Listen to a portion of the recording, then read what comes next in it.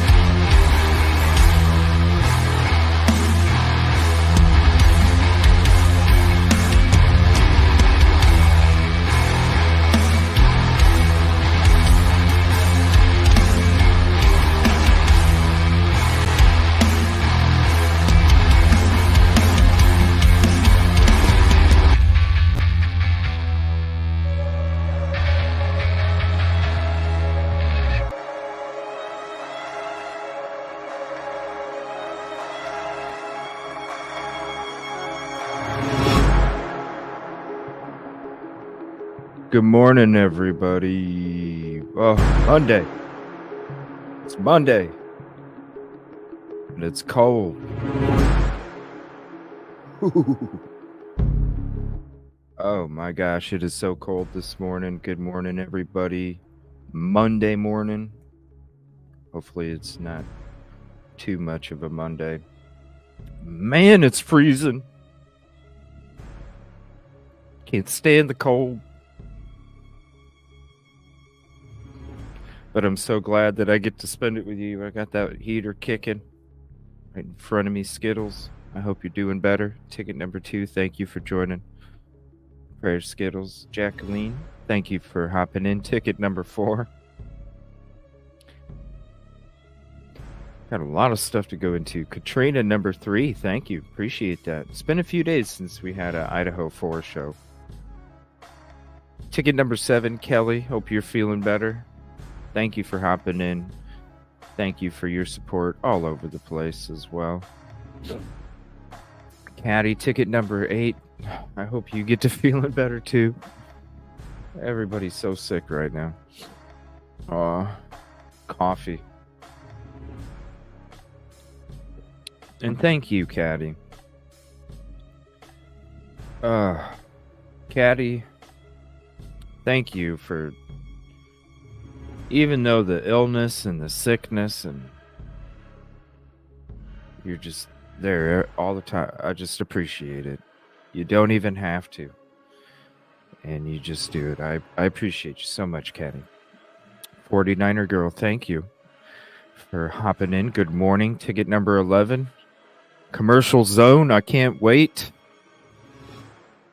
Me and Commercial Zone are going to be getting together here in the near future. She did a lot of work with this PCA, y'all. If you're on Twitter, you got to check it out. Mark and Betty, thank you for hopping in. Ticket number 12. Uh-oh. 2 of them. Deborah, ticket number 12. Good morning. Yeah, I can't wait. Love having conversations with Commercial Zone. It's always a good time. Melissa, thank you for hopping in. Mark and Betty. Kelly Miller again. Yes, prayers, Skittles. prayers. What's up, Melissa? Shout out. Shout out. Law offices of Andrew D. Myers. We're going to be watching their newest episode here today. What's up, AG? We're going to be watching their newest episode today. And it's fresh notes, old notes. So, you know, I got a couple old nuggets from, like, I don't know, a year ago. We're going to go through. Yeah, need to catch up. I was just this morning, just when I woke up, I was like, man, I only made it through probably, because I got my fresh notes, old notes folder. Man, I probably only made it maybe a month in. There's enough shit for today and tonight. So I don't want to go any further. Man, there's so many of these fresh notes, old notes episodes. Thank you, Katrina. Let me write that down. Yeah, they were, let me see here. What was it? They were, oh. Yeah.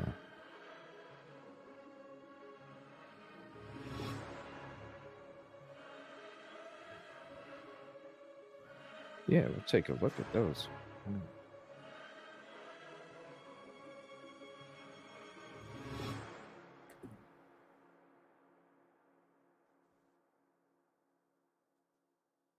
Yeah. All right. Thank you. Appreciate that. All right. So there's one tweet I want to share here real quick. And thank you for hopping in, AG, because it's actually your tweet that I'm going to share. Thanked AG for posting this, because when it comes to stuff like this, that's why it may not be the popular opinion sometimes, but we're never going to lead you in a direction where you're going to be wasting any of your energy or effort on something that really doesn't need to. I love the new icon photo there, Skittles. You too, Caddy. Look at that. 2 new icon photos. I know you hit that before. But when you read this, right, all of a sudden you're just like, whoa. You have to pay attention to the words, because if you really closely pay attention to the words, you'll see where the shit don't line up, where the shit just don't make sense. Like with Dot. You know, I was going through my old notes, fresh notes, right? I was going through that this morning. Let me turn that down. I was going through that this morning. And, you know, like when I was like kind of clicking on, like, did we do this one? Or no, let me watch it real quick. No, we didn't do this one yet. And you know, when you're watching videos and you got the suggested on the sides, right? Well, it was kind of crazy, because it was like, I look over there and I see that one video that somebody strategically edited from the episode where Dot was on, and called it "A Witness Comes Forward," right? And that's what I was trying to explain to people all the way back then. If you would watch the whole show, and I'm surprised it's because it has 126,000 views on just that one video, right? And I'm sitting there going, damn, I watch these episodes where people either manipulate the information like that, 126,000 views, or you see these episodes where people claim to come out with shit, or they're the first ones that talk about shit, and it's like, it's been a conversation for like 8 months. Hundreds of thousands of views.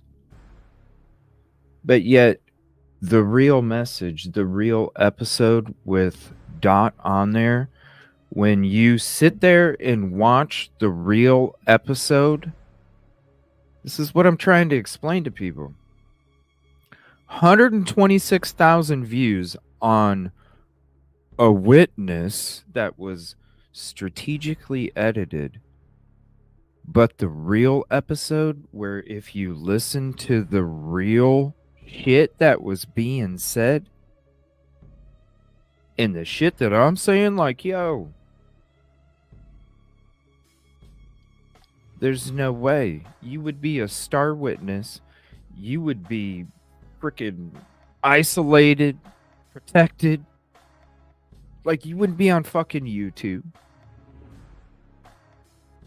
It didn't help I had other certain people, not everybody, but other certain people on panel trying to egg the situation on. Didn't help. I didn't think that they would go there, but, you know, hey, it's live. You know what I'm saying? It's live. I'm not them. I can't, you know. But isn't it crazy how if you really listen to the real words and you pay attention, you find out what's bullshit and what's not. So there's 126,000 views out there of people thinking that this is a fucking witness. And the reason that I left it up the whole time is because I wanted to leave the real damn conversation up to be like, yo, this is bullshit. This tweet right here is one of those same things. You know, I know this post is going around like it's really DM and shit, you know. But if you look at the words, you can tell it's bullshit. It's just like Howard Bloom. These words are meant to make you go, whoa, whoa, which they do, because if you read this post, the words make you go, whoa, but there's one word out of that whole post where you need to pay attention, and that tells you about the whole rest of the other post. I really don't understand why there's people out there that promote these kind of things like they're fucking truth. I don't understand it. Let me share that real quick. Thank you, everybody. Yvette, thank you for hopping in. Appreciate you. Good morning. We're gonna get into it. Thank you again, AG, for putting this out there. I appreciate it. Give me 1 second. We'll get it switched up.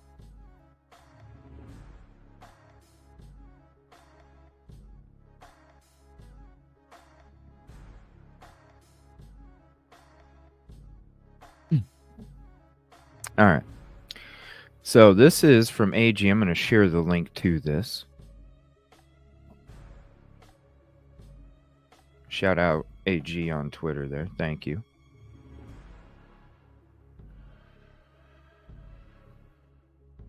Now, this is a post that's been circulating.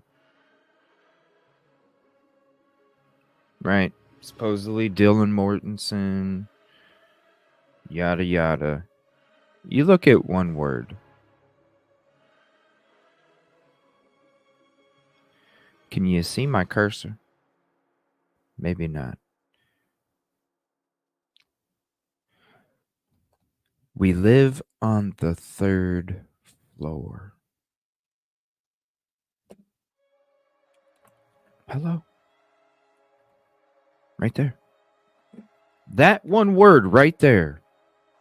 Everything else, whoa, totally understandable. One word. When I first read that message, one word went, no. Wire, no. One word. Thank you, AG, for posting that. Appreciate it. We didn't have a chance to talk about it. We were doing some other shows and stuff. I came across this I was like, thank you. Thank you, AG, for putting this shit out there for real, because it's like one word. Understand, there's a lot of shock value. That's why we do what we do. We look for those one words, all right? We're not, there's going to be some people out there that are going to do this shit. Why? The 126,000 fucking views, y'all. That's like what I was just saying. There's going to be some people out there that do that for the 126,000 views. Not here. That's why I leave the real conversation up. Anybody, I encourage anybody. I'll have to figure out what I pay it no mind. I don't even remember what episode it was. But I'll figure it out. I encourage you guys, go watch the fucking real shit. You'll see what I'm saying. You'll see what I'm saying. You'll be like, well, why would this video get made like this if you really heard the whole conversation? And if you really thought about it, do you think that somebody had that witness account stating seeing DM standing outside at 8 in the morning smoking a cigarette with multiple other people in front of the sliding glass door? If you really thought that was a real story that came on YouTube, then you probably thought that Brian Kohberger really called into a hotline. You know what I mean?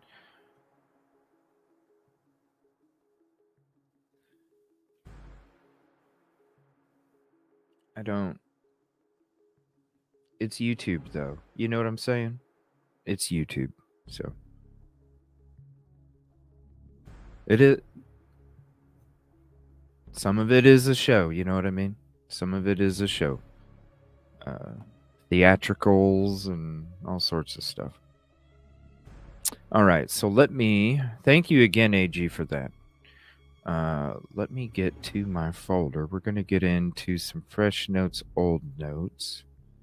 The first thing I want to get into, though, is...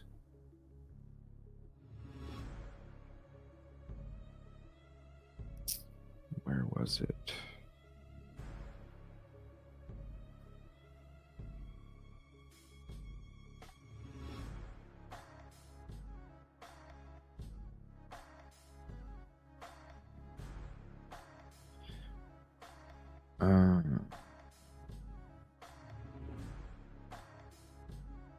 Give me 1 second here.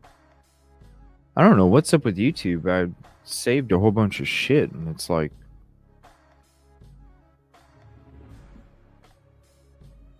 Yes, here it is. John Kelly Profiler. Now, it's been a while since we watched one of his, but the last couple that we watched, I really, really, really enjoyed. I haven't really seen too many. Wow, look at that. He's been featured on 48 Hours, Investigation, Discovery, A&E, Fox News, News Nation, CNN, The New York Times, The Today Show, The Boston Globe, Inside Edition, People Magazine, The U.S. Sun, U.S. News and World Report, Boston Herald, New York Post, HLN, Daily Express. HLN, isn't that damn infomercial TV channel?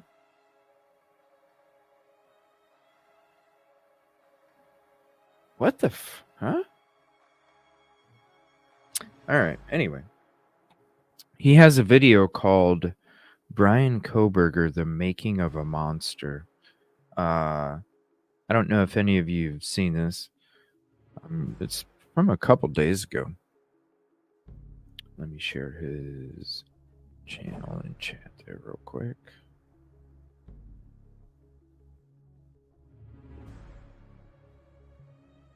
Knowledge. We'll get into this first. Then I'm going to check out that Law Offices of Andrew D. Myers video, and then we're going to get into some of the old notes. There's a couple episodes we're going to dig into after we get into that. Good afternoon, everybody, and thanks for Good tuning in. afternoon. John Kelly, profiler and addiction specialist. Welcome. Welcome to a very, very what am I sad show, thinking? but I think it's going to be a pretty informative show. Okay, it's called The Making of the Monster. Right. Was Brian Kohberger a monster? If he was, what were the evil ingredients that went into making him? Let's deep dive this. Take a look and see what we come up with. We always love your comments, love your subscriptions. Please continue to comment and subscribe. Yeah, let me hit a like on this. And here's the link to this video if you want to go show some love on it. And hit a like as well. Free way to help. Right. Again, I want to, send our condolences, our deepest condolences out to the victims of the brutal murder up in Idaho State College and their families and friends. This affected everybody at the college, certainly the families and friends of the victims, which Brian Kohberger is suspected of killing. He's innocent until proven guilty, though. That's the bottom line. Mm-hmm. And at this time, I'd also like to thank you for all your purchases of my book, Discovering Lazarus, The Good, the Bad, and the Ugly of John Kelly. Thank you so much for all your purchases and kind comments. And how I kicked a horrible drug habit. I became a counselor, a drug counselor, moved on to become a psychotherapist, and eventually a profiler. Thank you so much. Can't thank you enough. So anyway, looking at Brian's so-called odyssey through school, which I think is very important, we have to start with him in grade school. This is where a lot of times things begin, right? Okay. It seemed to be a lot of childhood abuse by guys and girls that he went to school with. Okay, classmates he went to school with seemed to ridicule and shame him over being fat, make fun of him, and which ultimately led to, I'm sure, a feeling of rejection. I'm sure he had a feeling of rejection, which is horrible when you're that young to feel rejected because of abuse from your classmates, verbal abuse. And I think there was physical abuse as well. I think he was physically abused, not only verbally, but physically abused as well by girls and boys alike. And we'll have to look more into that. So anyway, that's the beginning of Brian Kohberger's odyssey through school systems. At that point in time, he finds heroin while he's in high school. Usually, just so you know, heroin addicts, and I'm sure any of them that are out there listening to me that are recovering, will be more than happy to talk about the anger they felt inside, because heroin is a very, very strong central nervous system depressant, and it really can hold down internalized anger. It can soothe it and keep it down at the same time. After a while, he becomes a bully. Interesting. I mean, what do we always hear? Hurt kids, right? So kids that are being picked on early on become bullies themselves later on. And that's what seems to have happened with Brian as well. But anyway, Brian goes off to rehab. His parents did the right thing. They got him into a rehab, and off he went. And it seems that rehab did pretty well for him. He got straightened out. He came out. He was, more physically into himself, started eating better, taking care of himself, got into exercise, took up boxing. Pretty much, was a pretty decent boxer. Even in high school, he joined a class, some sort of Army Ranger class. I was in the Army. I understand the Rangers. To become a Ranger in the Army, you had to put the pedal to the metal They were a rough, tough group. And it seems they had a class in high school at this particular high school he went to where he could participate in, similar, slight, certainly not heavy duty Ranger stuff, but, a slighter Ranger, maybe hand to hand in exercise and, cadence and various runs if they did that as well. Yeah, it's But anyway, ROTC. I think he was even talking about becoming a Ranger after he got out of high school, but instead he decided to go off to Northampton Community College. So he goes off to Northampton Community College to get a degree, a bachelor's degree in psychology.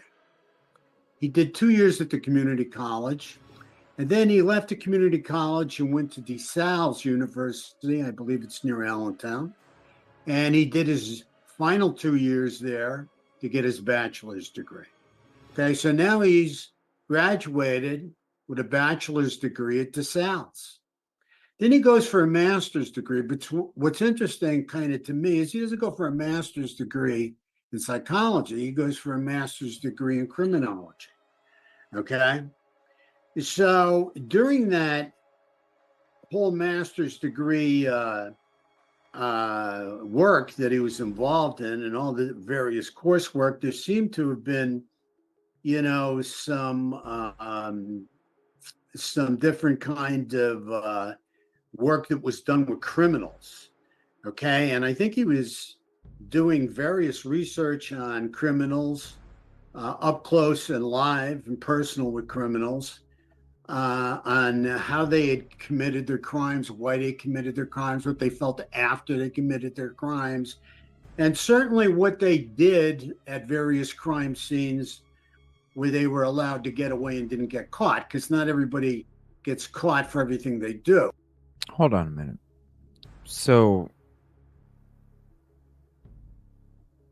I'm surprised he didn't go deeper into his response from him switching from a master's in psychology to a master's in criminology.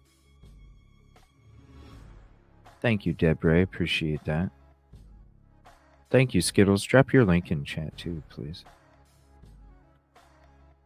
I saw the pictures. He's pretty heavy.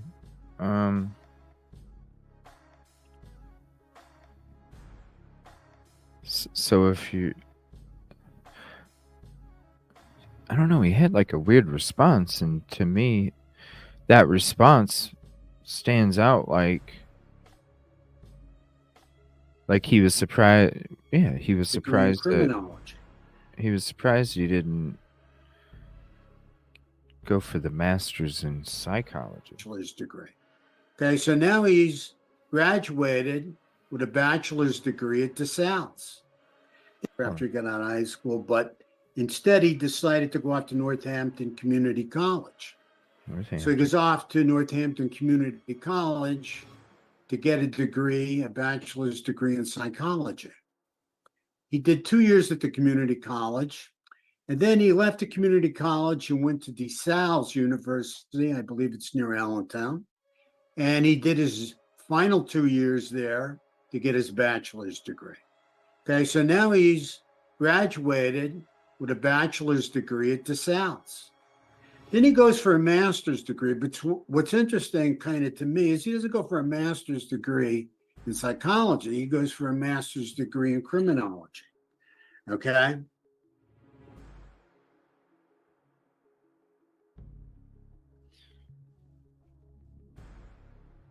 What's up, Tammy? So I never went to college, so I don't know. Can you get a bachelor's? Number one, does it take 4 years for a bachelor's? If you go to Northampton for 2 years for a bachelor's, then you go to DeSale for 2 years.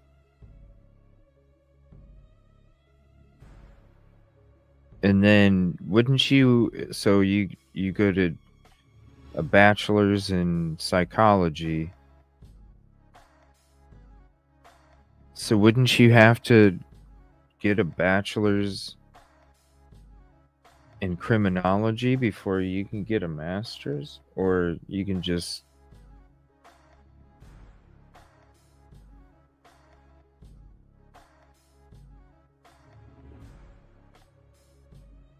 First 2 years is associates, next 2 is bachelor's. Thank you, Miss Persevere. So, okay, so the bachelor's would be like the minor. Okay, so wouldn't you need to get a bachelor's in criminology before you get a master's then?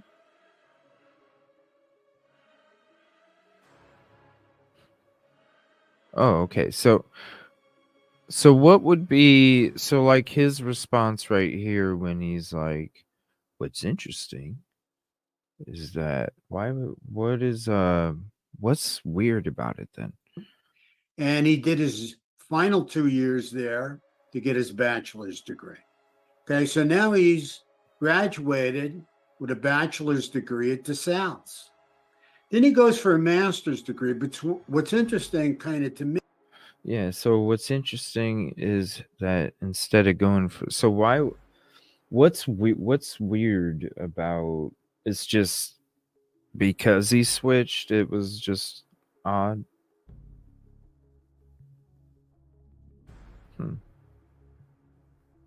So probably because when he was at DeSale,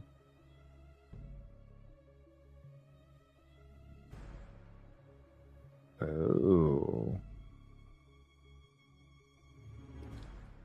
so then from the psychology stuff at DeSale and probably getting into like the SKs and stuff, then that's when he switched it up, I would assume, then after he was...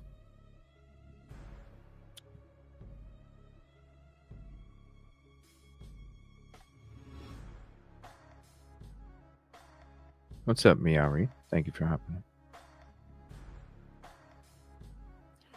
And got a lot.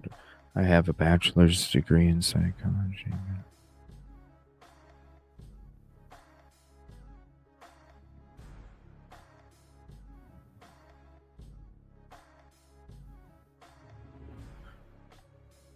Yeah, I know he could do it. What I'm wondering is what, not that he couldn't because he already did, but what I'm asking is what's odd, like with what he, I refer to what he's saying again when he says what's interesting to me is instead, and then well, why would that?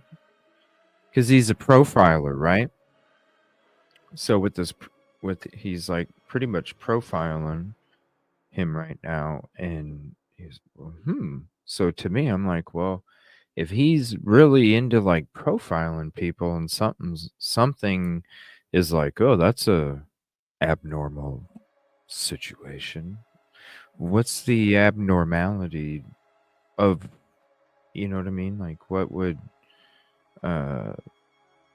do you think would make him be like, what's up, Gordon? Psychology. He did 2 years at the community college, and then he left the community college and went to DeSal's University. I believe it's near Allentown. And he did his final 2 years there to get his bachelor's degree. Okay, so now he's graduated with a bachelor's degree at DeSal's. Then he goes for a master's degree. But what's interesting kind of to me is he doesn't go for a master's degree in psychology. He goes for a master's degree in criminology. Okay. So during that whole master's degree work that he was involved in and all the various coursework, there seemed to have been, some different kind of work that was done with criminals. Okay. And I think he was doing various research on criminals up close and live and personal with criminals. Oh. On how they had committed their crimes, why they committed their crimes, what they felt after they committed their Oh, crimes. yeah. The questionnaire. I thought he meant like going to crime scenes and shit. Who knows? And certainly what they did at various crime scenes where they were allowed to get away and didn't get caught, because not everybody gets caught for everything they do. I mean, many, many criminals get away with many, many things before they get caught, or get away with many criminal things after they get caught. So anyway, the bottom line is on his or in his odyssey, going through DeSalle's University, he decides that after he gets his master's degree in criminology, he wants to go for a PhD. At that point, he gets accepted in a PhD program up in Washington State University, up in Washington. So off he goes as a doctoral candidate, and he even lands a job as a teaching assistant, which is pretty neat. Okay, so he's on his way there. So Brian heads up to I just want to pause this real quick. Those are some amazing lamps. Look at those lamps. Those things are awesome.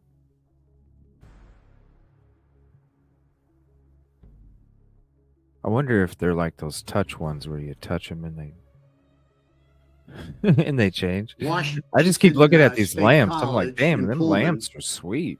And he starts his job up there as a teaching assistant. He's in a PhD program. And problem, I think this is where it starts to hit the fan, is he wasn't getting along well with his students. Okay. He came across as a really harsh grader. And yeah, but I've talked to teachers' assistants, even had one on the show. And they said that's typical. Nobody likes the teacher's assistant. Like, I don't know. That's just what I've heard from teachers' assistants. well, with his students. Nobody likes He came them. across as a really harsh grader, and really was rude, from what I understand, to a lot of the class, especially females. In fact, there's talk about him following females to their cars. I don't know if it was a spirited debate. Right. I don't know if he was angry. I don't know if he was just being protective. But, Right. there's talk of him even being a little boisterous, following females to their cars after class. Finally. What? Where did that? Following females after class? I mean, we sat in that parking lot. It's not very big.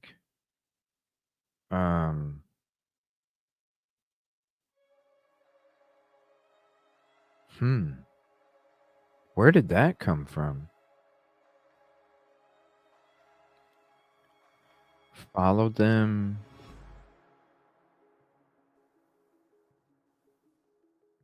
Followed them after class? I know they're fucking awesome lamps, aren't they? I'm going through my brain right now and I'm trying to remember where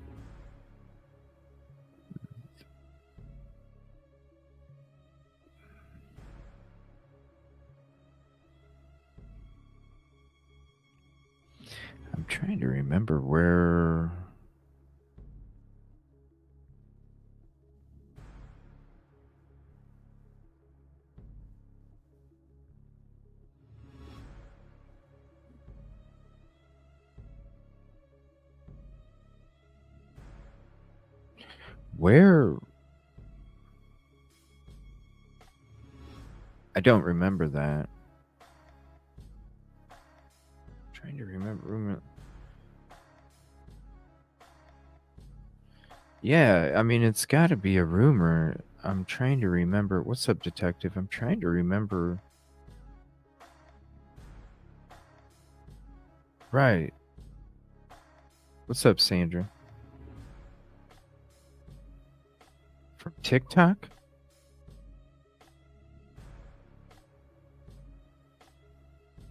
It wasn't from, okay, because it wasn't from the thigh girl, the thigh girl. It wasn't from his friend that had the picture with him from the dinner or whatever, where he was standing on our right side with another couple. Khakis, dark collared shirt. It wasn't with that girl. Where? I mean, what's up, sir?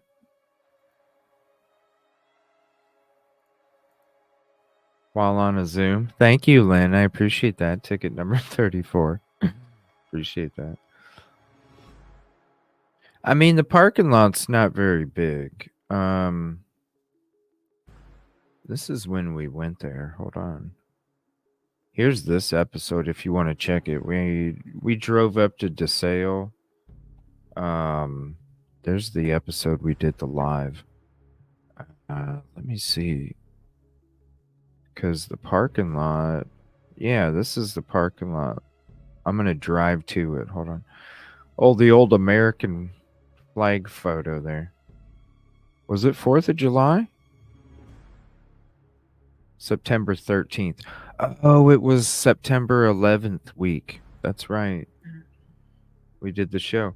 This is a parking lot. It's not very big. That ain't very big. I'm parked about in the middle on the back. There's one section and then there's one more section behind. Let me see. Let me go over here. No, let's see. I'll walk over here in a minute or something, I think.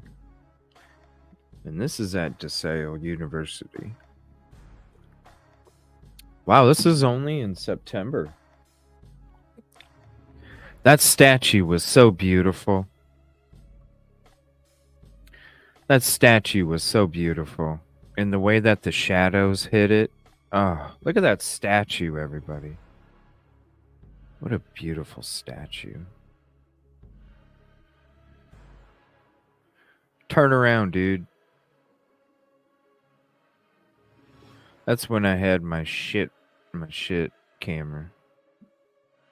Turn around, dude. I need to go back there sometime. It was beautiful up there, Lane. Oh, it was so beautiful. Turn around, dude. It's been so long since I've seen this. Come on. Yeah, look at this. So that's where he went to class. The building on the left. What's up, Crystal? The building on the left is where he went to class. And I walk over there. So you'll actually be able to see the parking lot better when I walk over there. But it's not very big at all. It's not very big at all.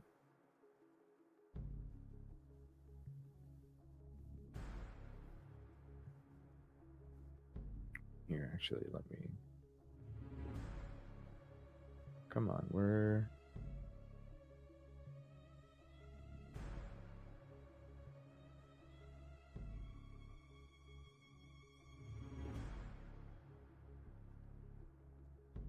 Alright, so now I should be walking over there. Why is it not bigger than this? Hold on. There we go.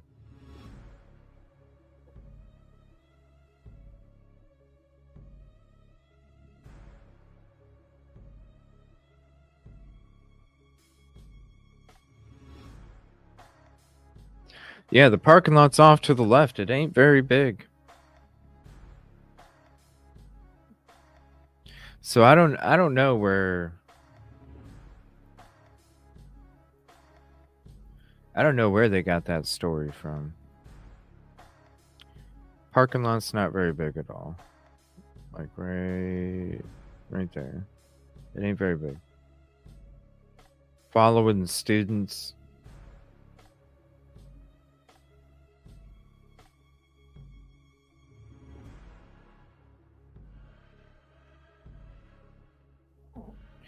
Yeah, I don't know. I mean, how can you I guess you could use that when you're profiling, but then are you really profiling? Is it a Christian school? You know, it had a lot of that stuff there. Is it a Christian school? I think it is. It did have a lot of, or some kind of, let me see.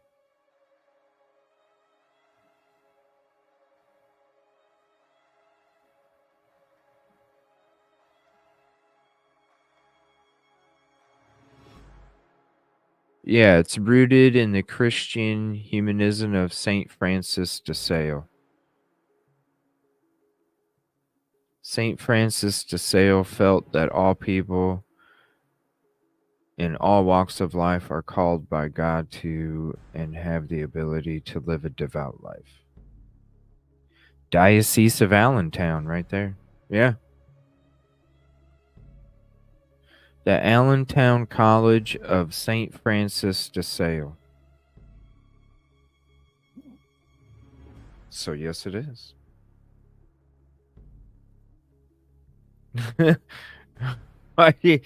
Even more. Yeah, all the way over there. Oh, shit.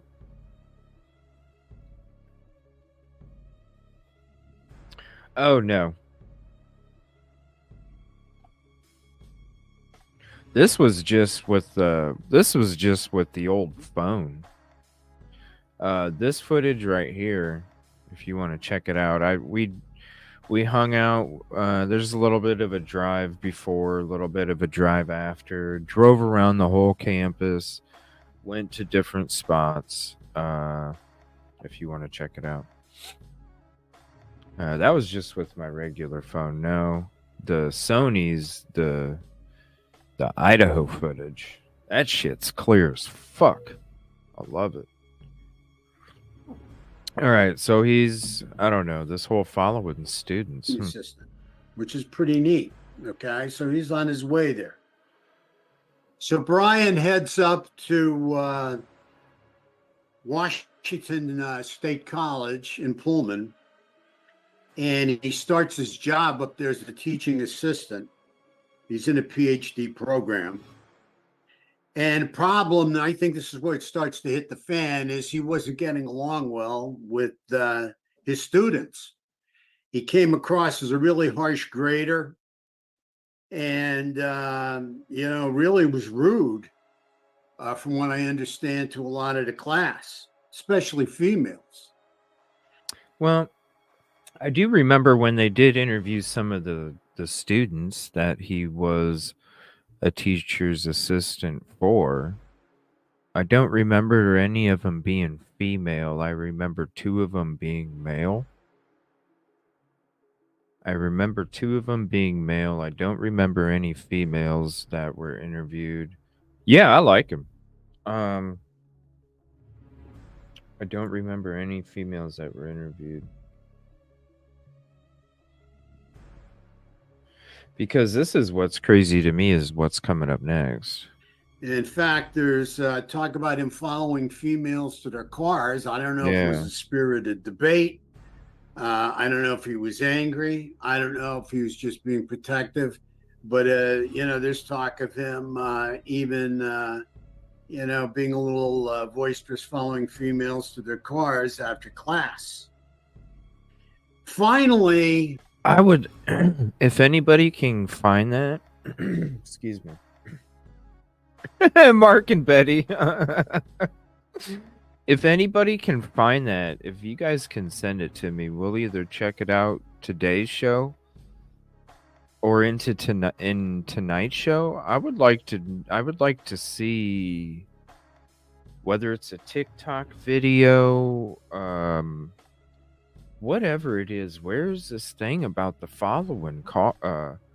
What's up, Megan? Where's the thing about the following the females to the cars? I can see now. I can tell you right now, like with where the sun, like with where the sun hits, right? If you're looking at it right here, all right. This was probably, trying to think. Now this was in September. So, and this was probably around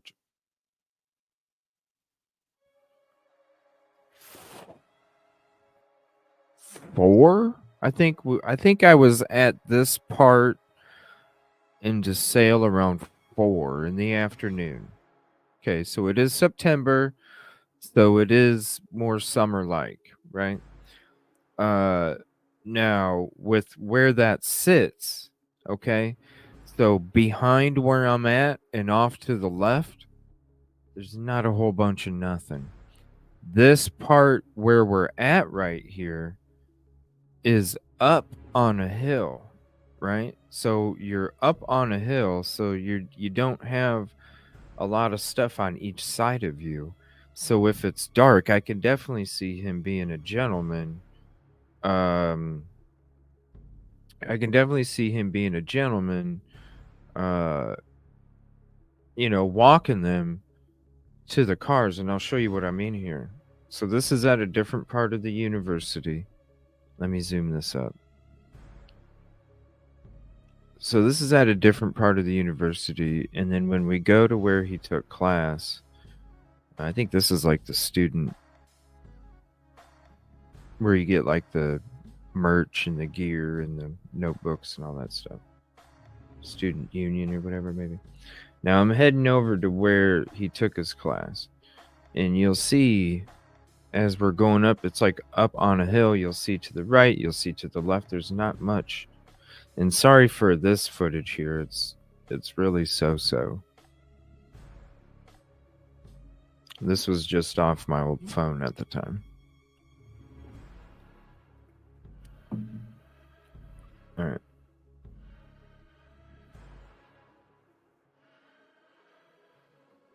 See how wide open it is?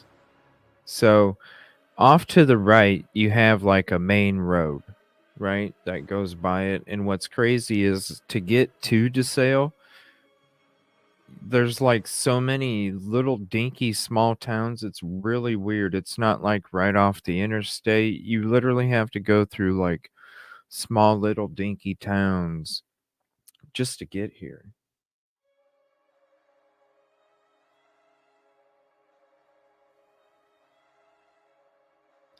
But it's so wide open because out in that area, there's a lot of hills, there's a lot of trees, and this here, it's like cleaned out, a lot of area for the university, and then trees are surrounding it.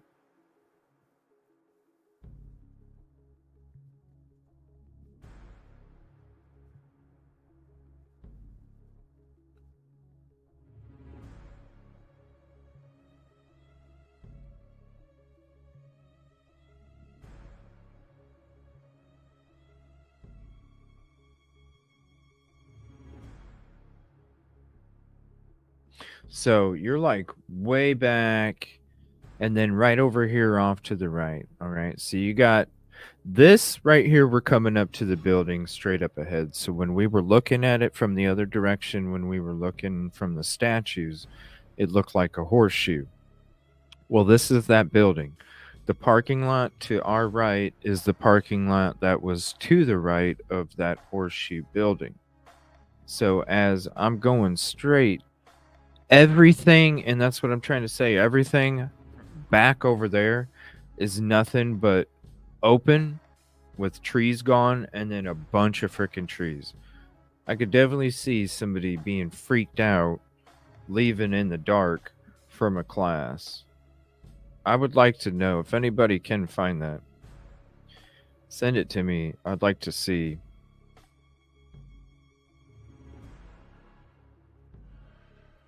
Oh, at WSU.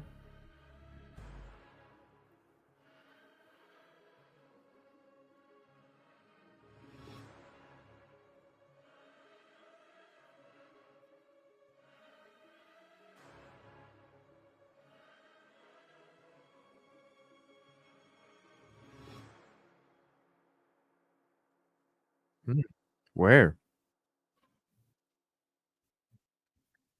Oh, okay. That's right. Is it not playing? What the hell? Hold on. And I think this is where it starts to hit the There we fan, go. is he wasn't getting along well with his students. He came across as a really harsh grader and, really was rude, from what I understand, to a lot of the class, especially females. In Yeah, I've heard the mails. If anybody has any of these, send them to me, please. I'd like to check them out. fact, there's talk about him following females to their cars. I don't know if it was a Wow. spirited debate. I don't know if he was angry. I don't know if he was just being protective.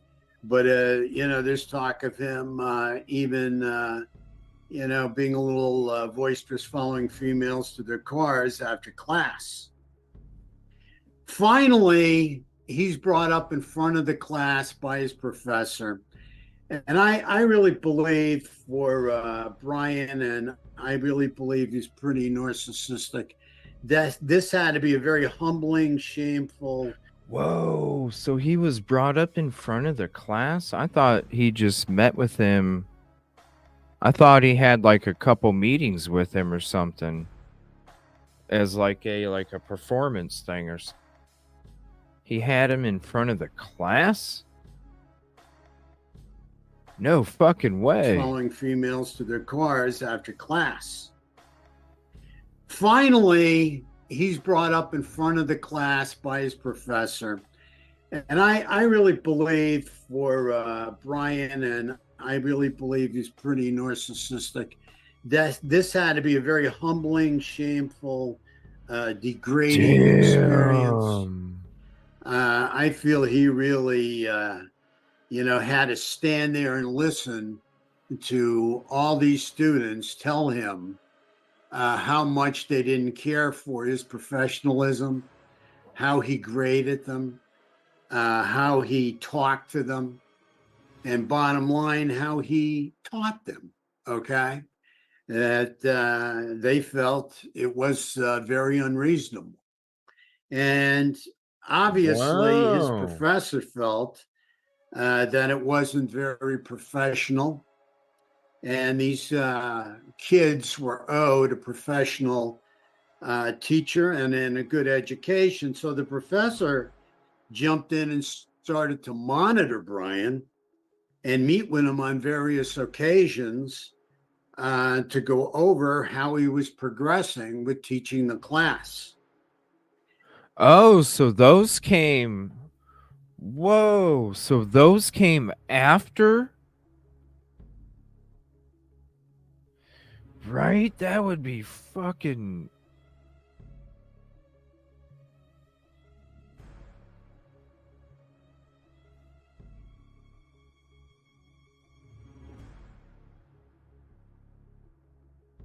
What's up, Anna? The class got to ask him questions and confront him about the grading issues. Whoa. I know it does, don't it?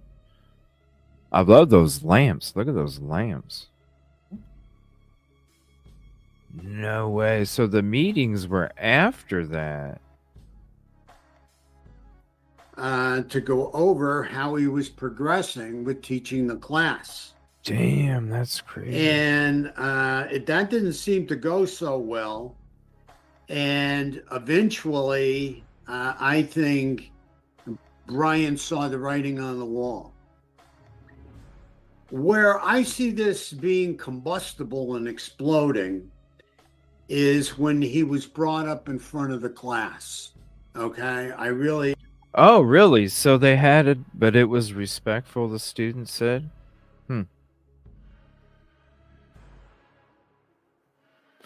That would be crazy.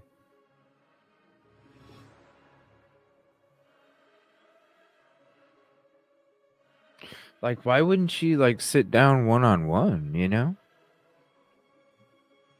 Why wouldn't she sit down one-on-one? That's crazy.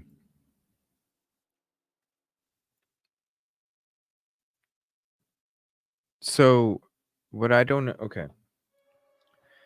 Doesn't the teacher assign the teacher's assistant, right?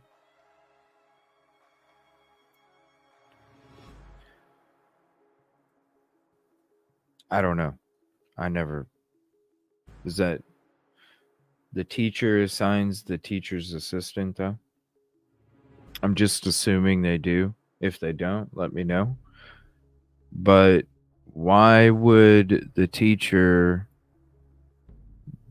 be saying the students deserved a more professional teacher's assistant? Well, wouldn't that fall on the person that gave that person the opportunity in the first place?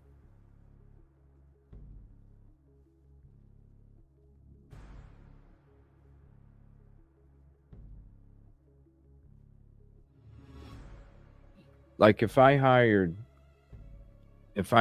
somebody and they ended up being a piece of shit, and then wouldn't my superior come up to me and be like, hey, what were the reasons for hiring this guy? What's going on?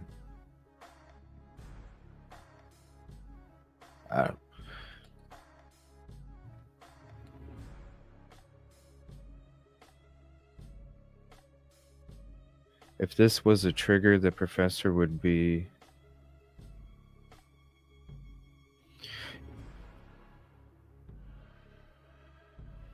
Yeah, that's a good point. Or some of the students that, you know, didn't like him or whatever.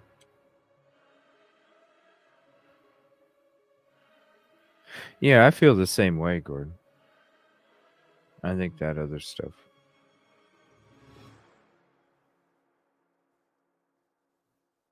Huh. Why would... So then, that's just crazy.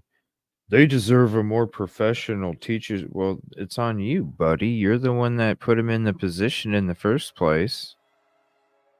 Then that means that you're a bad judge of character. I mean, not that you think somebody's going to go commit the crime. That's not what I'm talking about. Bad judge of character means like if there's... Like if you know what it takes to do the job and you're giving somebody the opportunity to assist you, isn't it in your own best interest to make sure that you put the person that's most qualified in that position, because it's in your best interest too? Because they're your fucking assistant? So then to say that the students deserve a more professional, well then that's on you. You should have recognized the unprofessionalism, the unprofessional traits in the first place.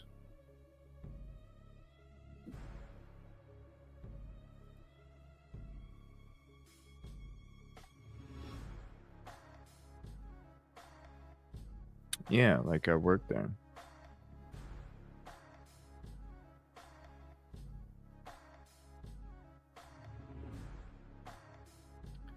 That's very possible, Yoli. One of those fucking students, you know. He's got bushy eyebrows.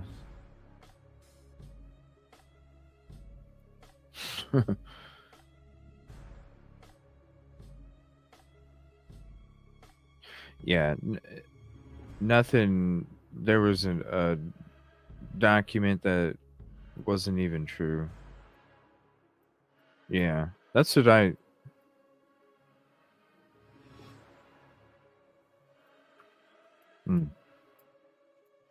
Crazy. That didn't seem to go so well. That didn't... Well, he just said that didn't seem to go so well. Huh? What? very professional, and these kids were owed a professional. He talked to them, painful, degrading experience. I feel he really, had to stand there and listen to all these students tell him how much they didn't care for his professionalism, how he graded them, how he talked to them, and bottom line, how he taught them. Okay. That they felt it was very unreasonable. And obviously, his professor felt that it wasn't very professional. And these kids were owed a professional teacher and a good education. So the professor jumped in and started to monitor Brian and meet with him on various occasions to go over how he was progressing with teaching the class. And that didn't seem to go so well. And eventually, I think. Okay, see, so I heard that he was grading them better. I heard that after the talks, things got better.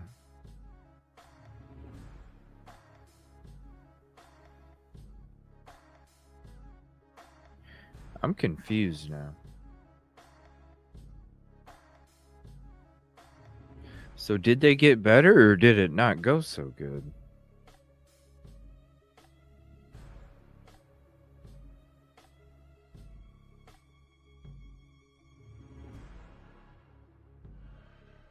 I'm confused now.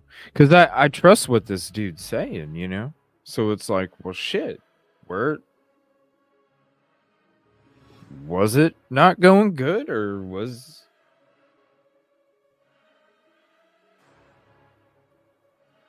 Yeah, like Detective, I heard the same thing, and didn't they also say like he wasn't writing like these huge comments anymore or something? It was just like, good job, you know. It wasn't these detailed, da da da da da da da.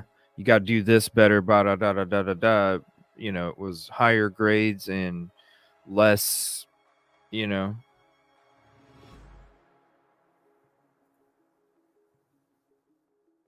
See, this is okay. I'm fucking confused here. So,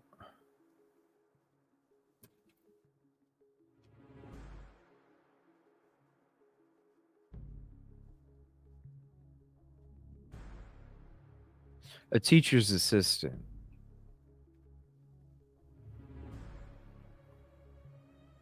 But in this, we're hearing about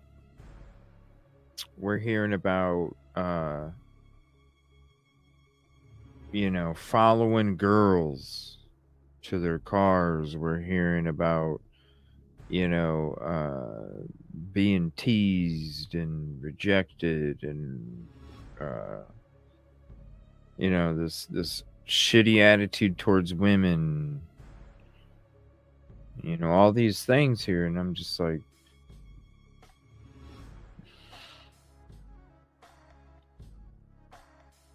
no, they went to a different college, Melissa. He was a teacher's assistant at WSU, and the 4 victims went to Idaho. He was a college student. He was a teacher's assistant.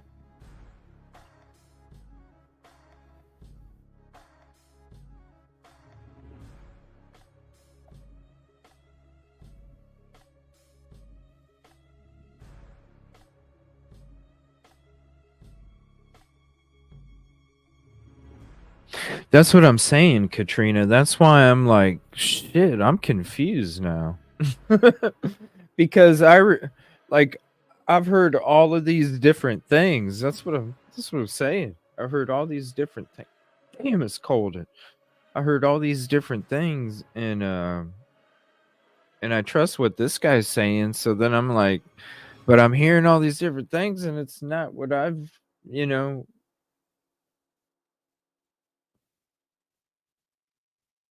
So I'm like, wait a minute. what? So now I've sat here and I've like tried to go back into my head, like, okay, where, a year's worth of fucking videos and articles, and just trying to go like, okay, where did this part come from? Where did this part come from? Where did this part come from? Where did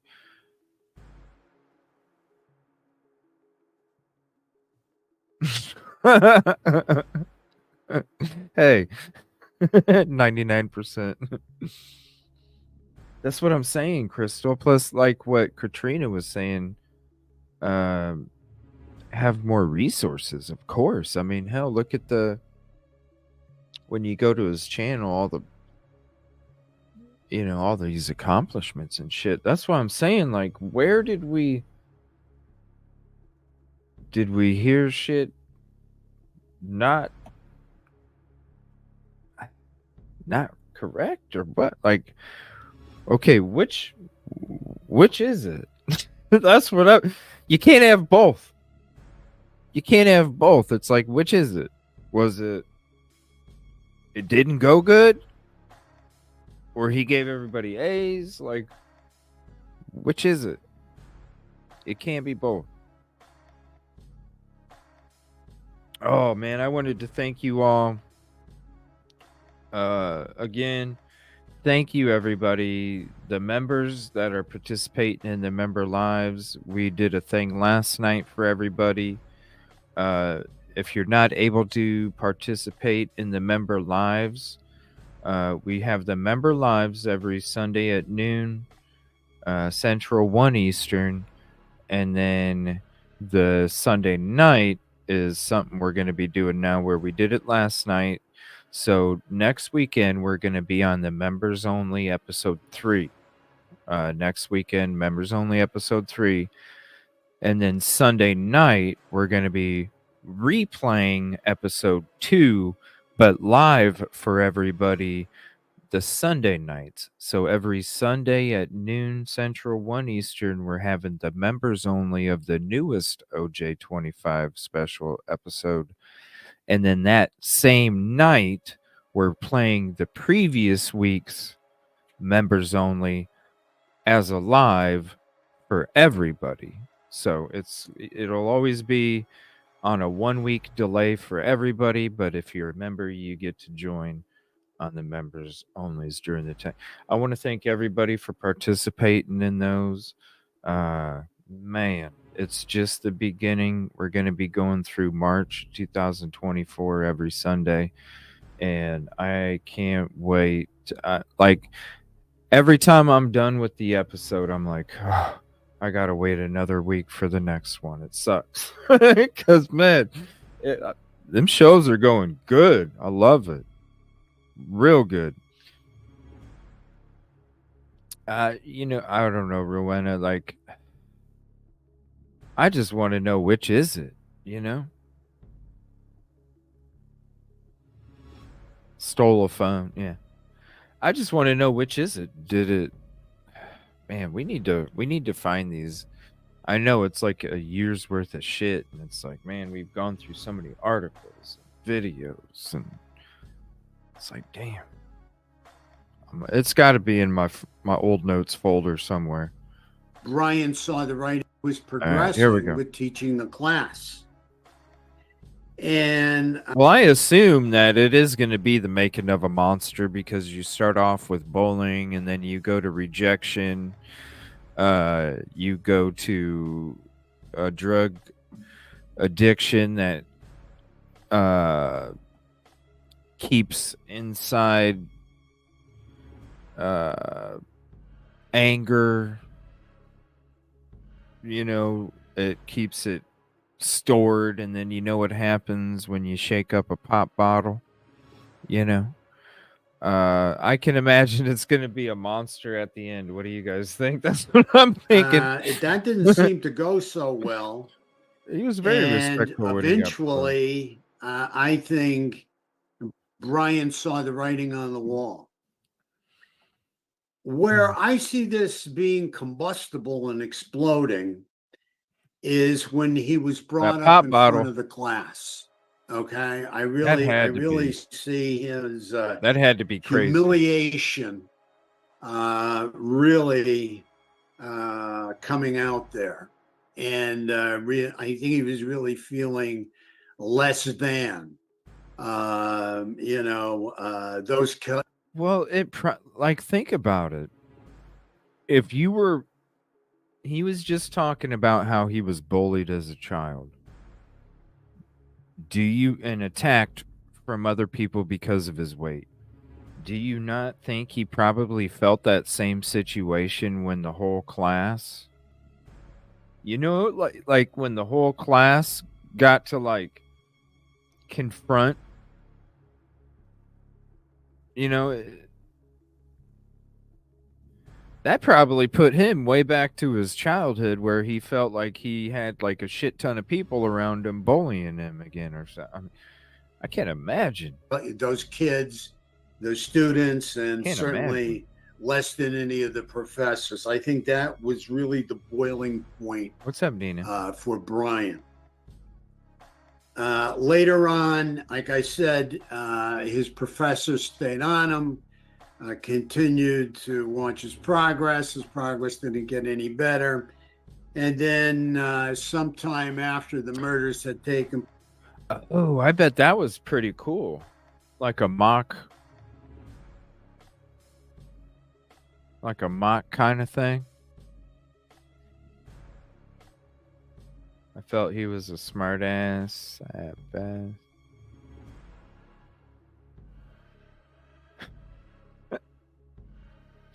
Yeah, I could see that a little bit. What's up, Sudi? Ticket number 49. I could see that. I could see that a little bit. But who knows? Oh, we're getting to it, Yoli. It's just a couple minutes. Hold on. Professor stayed on him. Less than. Here, let me drop the link to this video. Go show him some love. I love him. I'm just like, whoa, wait a minute, because I know he's got his resources. So I'm like, well, wait, which is it then? Is it this? Is it this? I need to know. Any of the professors. I think that was really the boiling point for Brian. Go show some love on the video. Later on, like I said, his professor stayed on him, continued to watch his progress. His progress didn't get any better. And then sometime after the murders had taken place, he got a letter in the mail that he was not needed as a teacher anymore. More or less, he was fired. Okay, that was fake, was it not? That turned out to be, what's up, Kid Kitty? That turned out to be fake, right? The letter saying he was fired that came out before he was even arrested.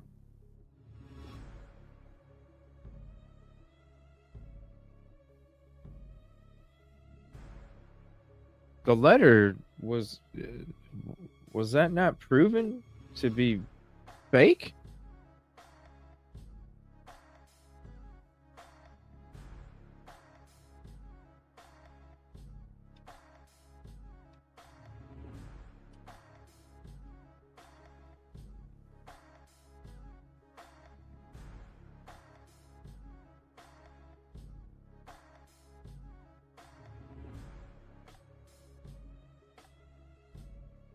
Huh.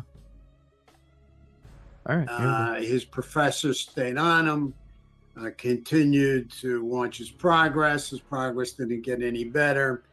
And then sometime after the murders had taken place, he got a letter in the mail that he was not needed as a teacher anymore.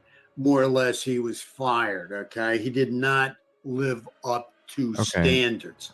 I mean, and he had to see this coming. He had to see this blow coming. So I think it was very, very hurtful and quite emotional for him. Okay, so we're adding emotion into something that doesn't exist. This is what I don't understand.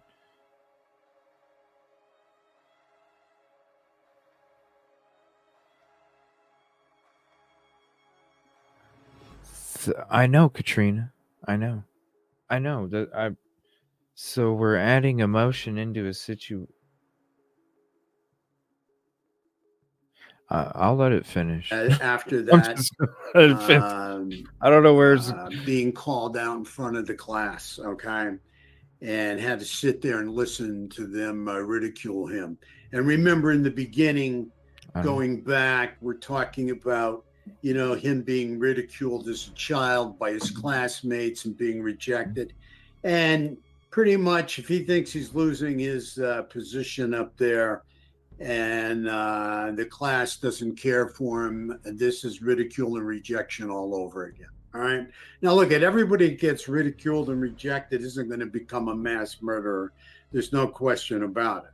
All right. But the bottom line here is this guy was, okay, genetically, how he's put together, I don't know. I don't think anybody knows out there. But if you take this genetic predisposition to becoming a mass murderer, whatever is involved in it, and then you add all this social and environmental negative stimuli to it, I mean, you're lighting the fuse and you're setting the stage for some of these guys, because if you look at pretty much all these mass murderers, they have history. Okay, genetically, sure, something got to be going on, but maybe not. Maybe it is just the social environment that has set them up for this unbelievable volcanic rage that sets them off into this mass murderer, killing. And right. If I'm just gonna let it finish. If I'm being bullied, if I'm getting fired from my class, if I'm in front of a bunch of students and it didn't go well, and the meetings that took place after didn't go well, I ultimately got fired. I had this addiction that kept my anger smoothed over, and when I didn't use that substance anymore, then at any moment it was a pop bottle waiting to explode. I get fired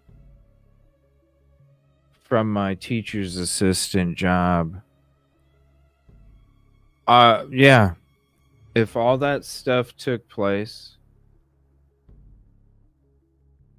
then damn straight, wouldn't there be a lot of emotion and a lot of anger and a lot of resentment and a lot of, right? You can't paint a picture without paint. You can't paint a picture without paint.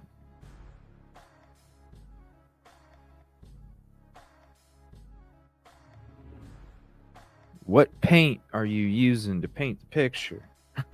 Because if you're using all that paint right there that I just gave you, yes. If you're listening to all the paint that he just gave you, yes.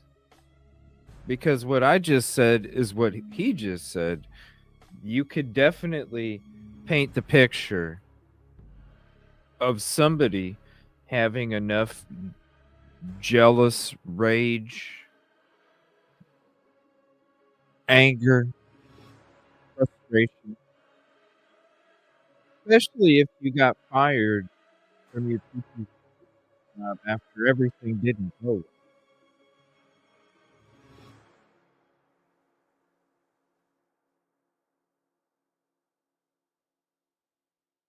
So yeah, that is making a monster with all of those things. That is making a monster. Because with everything that's being painted, yeah. Especially when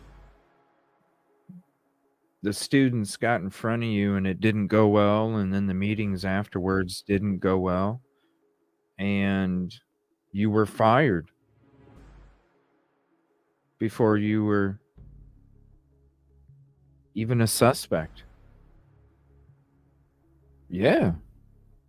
And What's up, Dakota? taking it out on whoever. Now, obviously, this guy didn't have any female relationships that we're aware of. Rewind. Jump from early on, and I don't see it at all, through his history. But maybe he did have some up close and personal relationships with some women. I just don't think that's brought out. I seem to see a lot of disdain. It would have to be. And it a would lot of have to be. acting out, to female students in class. And we know, early on in his high school days, actually his grade school days, where he was kind of abused and humiliated and rejected by a certain amount of females. So I don't know. I'm going to leave it up to you guys to give me your feedback on that. But I have to tell you that, you can start to see, this buildup of internalized rage at an early age. And that was kind of fed by a lot of abuse, a lot of humiliation, and a lot of ridicule. And eventually... Okay. Okay. When I was a child, this is fucking nuts. When I was a child, all right, they had the DARE program out. Okay. They had the DARE program out when you were in 4th grade. Some 4th graders, some 5th graders got to take the class. Okay. And in the DARE class, they taught you about substances. Now, whose fucking bright idea that was, I don't know, because I didn't know anything else other than the green stuff. I didn't know anything else existed until I was in DARE. Then I got introduced to the powders and all that other shit. And I'm like, what the hell? But during that time period and up to that time period, I was bullied the fuck out of up 3rd, 4th grade. Bullied the fuck out of because I was poor. Just because I was poor.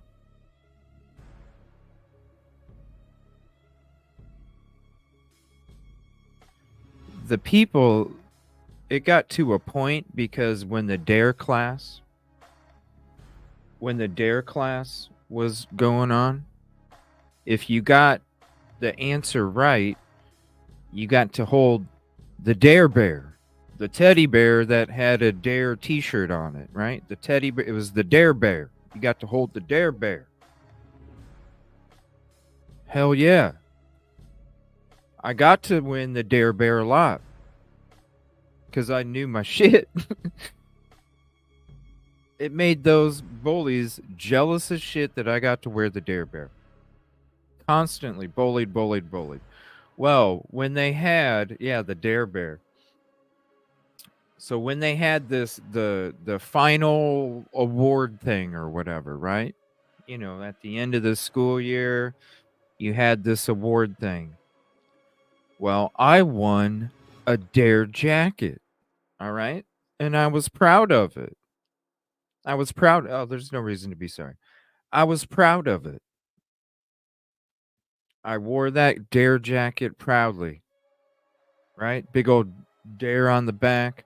That just antagonized and intensified the bullying even more. It got to the point where these bullies would run up behind me and punch me on my back where the DARE was on my jacket, and they would scream out DARE and punch me on my back. A bunch of them. That day is the day that I turned around and I beat 2 dudes up at the same time. That's the day that not only I realized my own strength, but other people did too.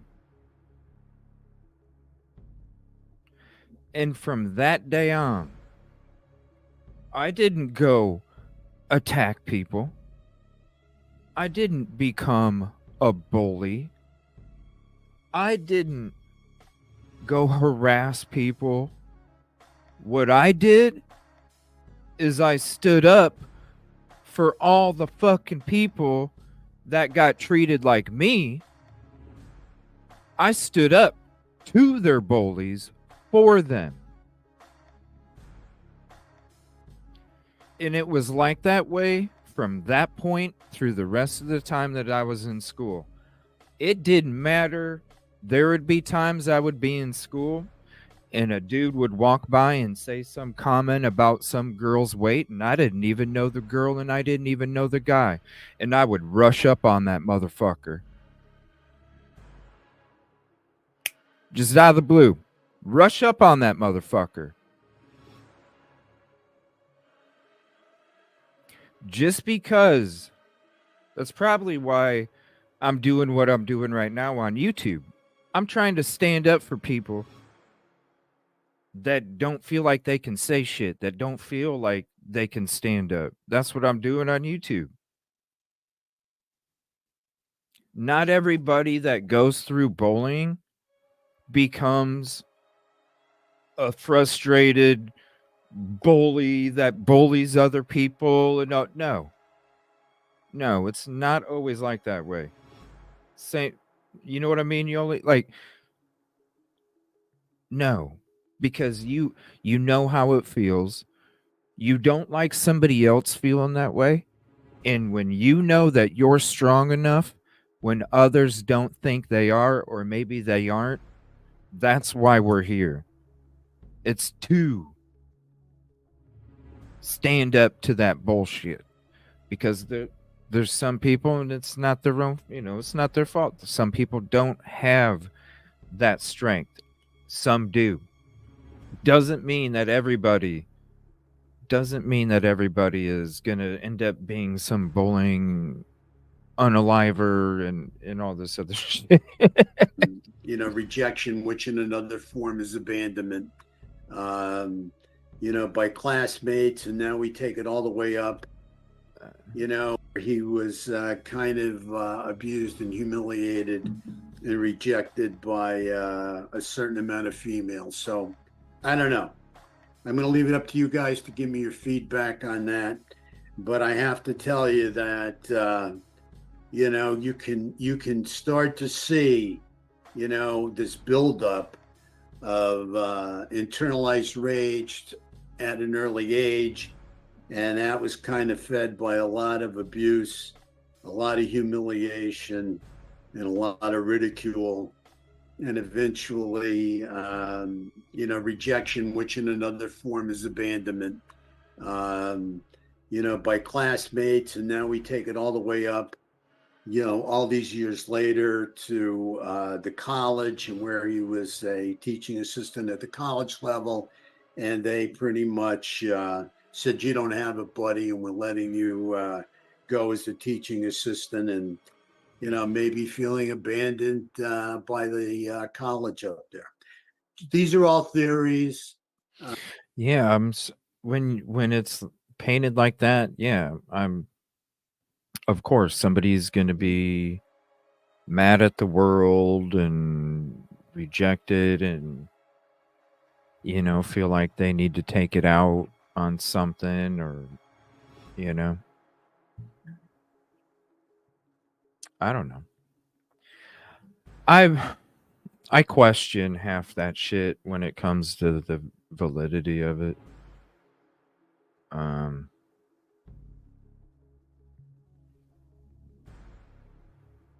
don't know. I don't know what to think.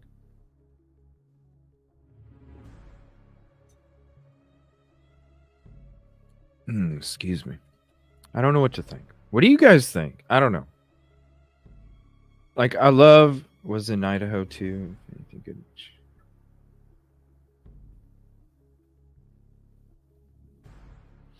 Yeah, I mean, there's so many.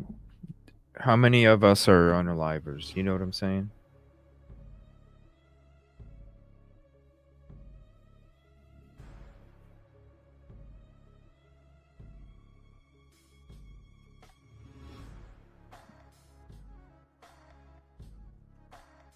I'm surprised. I don't know. It's like I'd have to. I guess if you do a quick search on YouTube, you would find all of those you would find all of those articles or those things being said, you know, about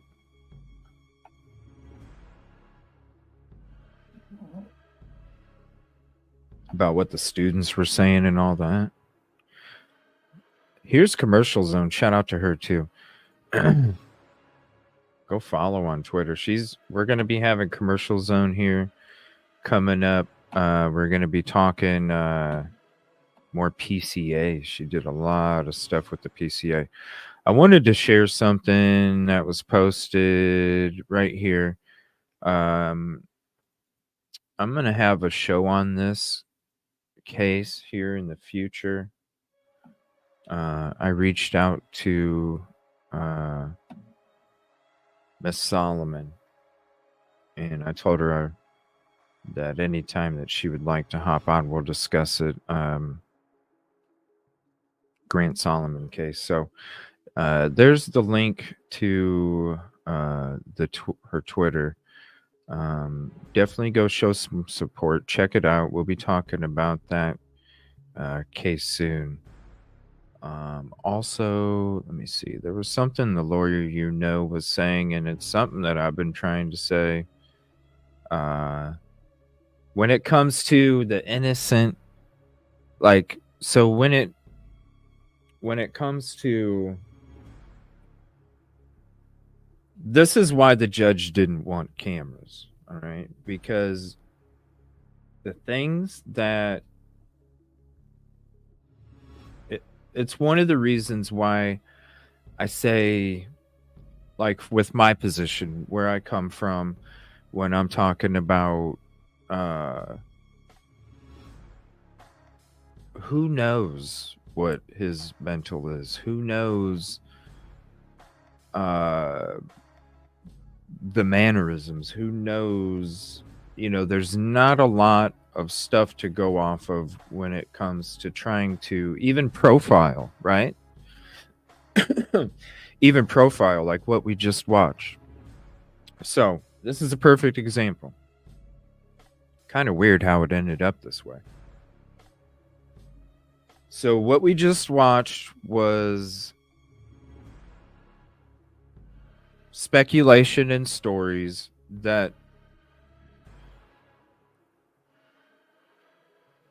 we even questioned, because we were like, okay, which is it, right?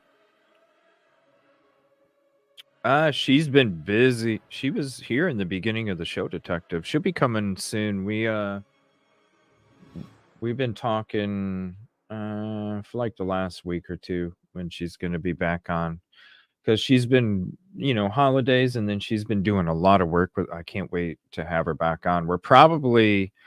It's probably usually we would have just an hour phone call. But there's gonna be so much stuff. She did so much work. Shout out Commercial Zone. She did so much work with this PCA. It's probably gonna be a whole show. So I hope that we can figure out a way that I can have her join the panel.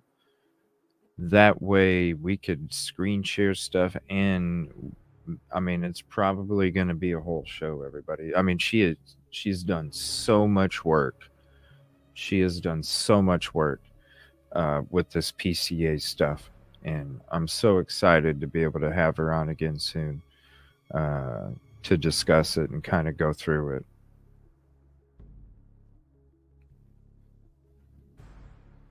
Yeah. But kind of like what John Kelly Profiler was talking about, when it comes to, yes, when you're talking about getting fired and the student meetings not going good and all this stuff, yeah, it's painting to lead up to, there's, anger and frustration and all this other stuff. So it's like, yeah, but it's a profile, right? Just like if we're profiling about his eating habits or, profiling when it comes to not eating off a plate that's already been washed in the sink that had meat on it a couple meals ago. Or even like his jaw clenches and his arm movements mean that he's, OCD or something. Just different things like that. We have to be.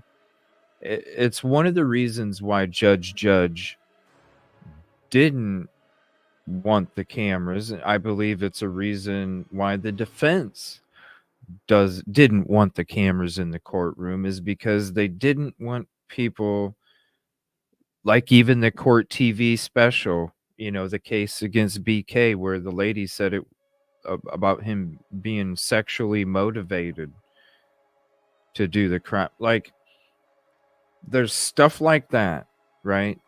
And that's where I've been coming from, and this is what the lawyer is going to be talking about. It's like this shit, it's dangerous to do that, especially when you're trying to maintain an innocent until proven guilt stance, because even anything slightest could affect that. And so, even when it comes to this post that supposedly was from DM that's came out recently, like, that right there can even affect DM's credibility if people aren't paying attention.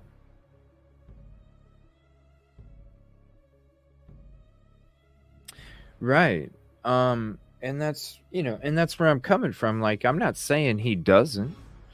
I'm not saying, I'm not saying he doesn't. I'm not saying he is or isn't. What I'm saying is none of us have the homework to be able to come up with that determination. And those determinations can affect somebody else's innocent until proven guilty perception, right? And because the juror members haven't even been potentially selected, nobody's even gotten a letter to come show up to see if they are going to qualify or not. Nobody's even been sent one. So that means that I'm going to be honest with you, the juror members that are going to be on the jury panel, what's up, Echo? The jury members that are going to be on the jury panel, the ones that are going to be potentials, the ones that are going to be showing up to see if they even qualify, all of those people, to say that they're not going to be on YouTube. How many people watch YouTube? To say that they're not going to come across these shows. How many people come across these shows? To say that these aren't going to be potential juror members that are watching these is not it. It has to exist. It has to. So that's why it's always important that all of us on all of these platforms, right? We haven't sat down with BK. We haven't studied him. I don't even have the expertise to determine who has what. You know what I'm saying? I don't even have it. But until there's an expert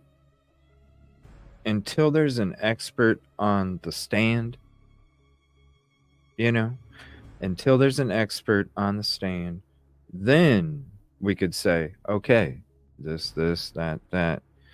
Oh my gosh. Give me a break, dude. Give me a break.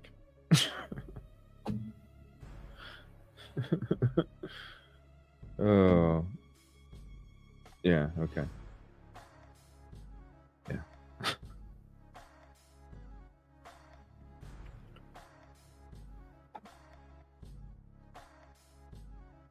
I know that if that story was real, nobody would be on YouTube saying it. You would be isolated. It's just like the video we watched the other day where there's 2 trucks on a window and 1 truck on a window. It's like, come on. You don't need to dig any further. It's right there. Right. And that when it comes to the DM post, exactly. You're good, detective. I'm just like, come on now. You're gonna say that you're gonna say a story that contradicts what the PCA states, and you don't know shit, pal. Okay, I know that a witness is not going to be on YouTube talking, especially if it contradicts what the PCA states, because I'm sorry, that is going to be the motherfucking star witness. A star witness is on any defense team, and they ain't even going to let you anywhere near YouTube because then your credibility becomes shit. You don't know shit, pal. Give me a break. All right, this is fucking people. Who cares? I don't give a fuck who it was. I know who it is. I don't give a shit. Fuck him. The more internet, media attention, social media that these cases get, it seems like the more risk. Like, give me a break. How many people listen, go to your cooking show YouTube crowd, okay? They will believe you. Go to your YouTube show cooking crowd. They will believe you. All right, let's hear some real shit from the lawyer you know. The more internet, media attention, social media that these cases get, it seems like the more risk there is of a defendant's right to a fair trial being taken from him or trampled on. So we have to make sure we do not do that as people that talk about this in the public and on social media. Let's not be a reason that this becomes an unfair trial for an accused. And the more we do that, the more we will be able to take part in and watch and listen to and learn from the judicial system. This is not the Colosseum in Rome. We should not want to and enjoy watching people burn. We should not want to see people going at each other, a fight to the death for sport. That is not what this should be. This should be educational, us learning the system and us calling out injustice in the system, because we, the people, are supposed to rule this country as a democracy. And if we disagree with things that are happening, our vote, our money, our time can make a difference. That's right. What this is supposed to be with the internet and publicity and public and media following a case. We should not be making decisions in these cases when we first hear that there's an arrest or we watch a hearing or we read a document. That should not be our time to make. Isn't that crazy how there's so many fucking people out there that are doing that shit? You know what I'm saying? This is why it's so important. This is why I don't understand these shows that are out there that are just like, dude's guilty as shit. You don't know shit, pal.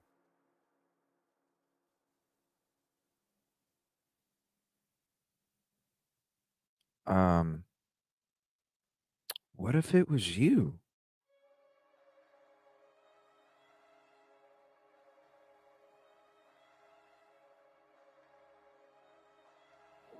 You know? Then would you be making YouTube videos about somebody being guilty as shit?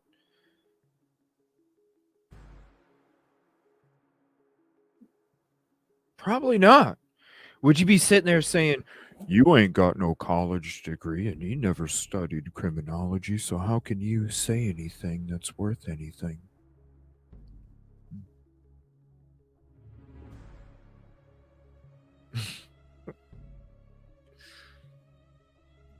It's amazing the shit that you hear from people. But it's the truth. You just put yourself in people's positions. Put yourself in people's positions. Because that's what you're supposed to, when you're looking at innocent until proven guilty, that's what you're supposed to do. Right? We're covering the fucking OJ case on the members only.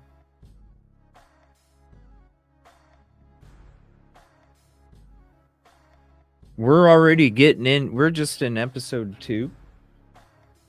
And we're already seeing the shady ass shit from the investigators. Not that OJ didn't do it. But if there's fucking reasonable doubt,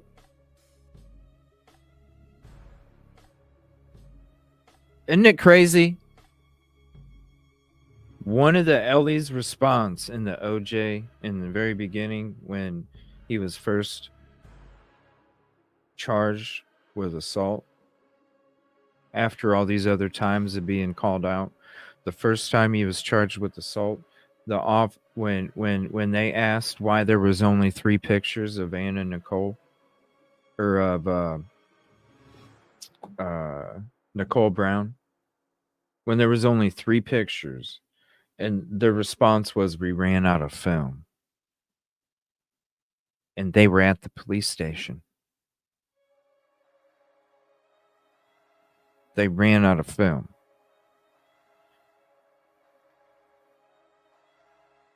Thank you, Lynn. I appreciate it. I'm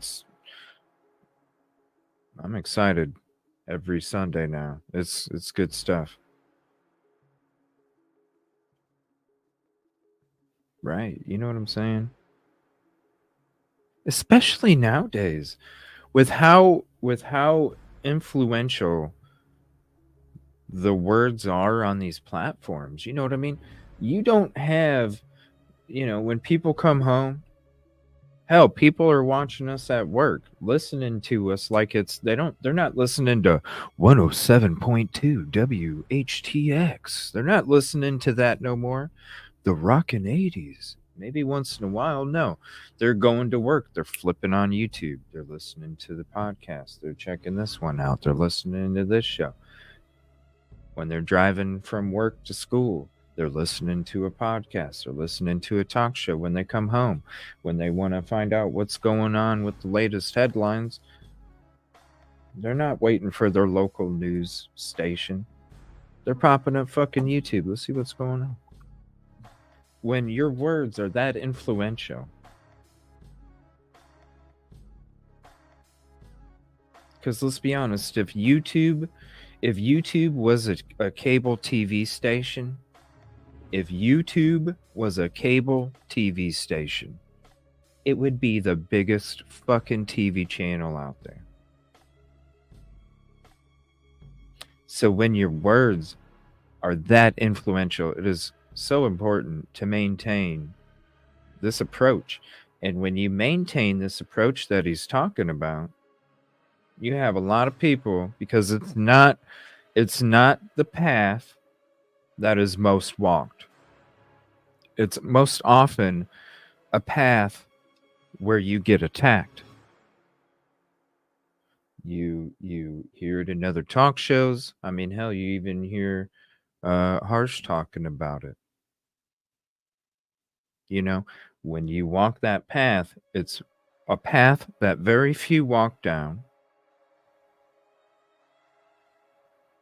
Not only very few are walking down it, but you're having to deal with all the obstacles and then all the bullshit that gets thrown at you from all directions because you're walking that path.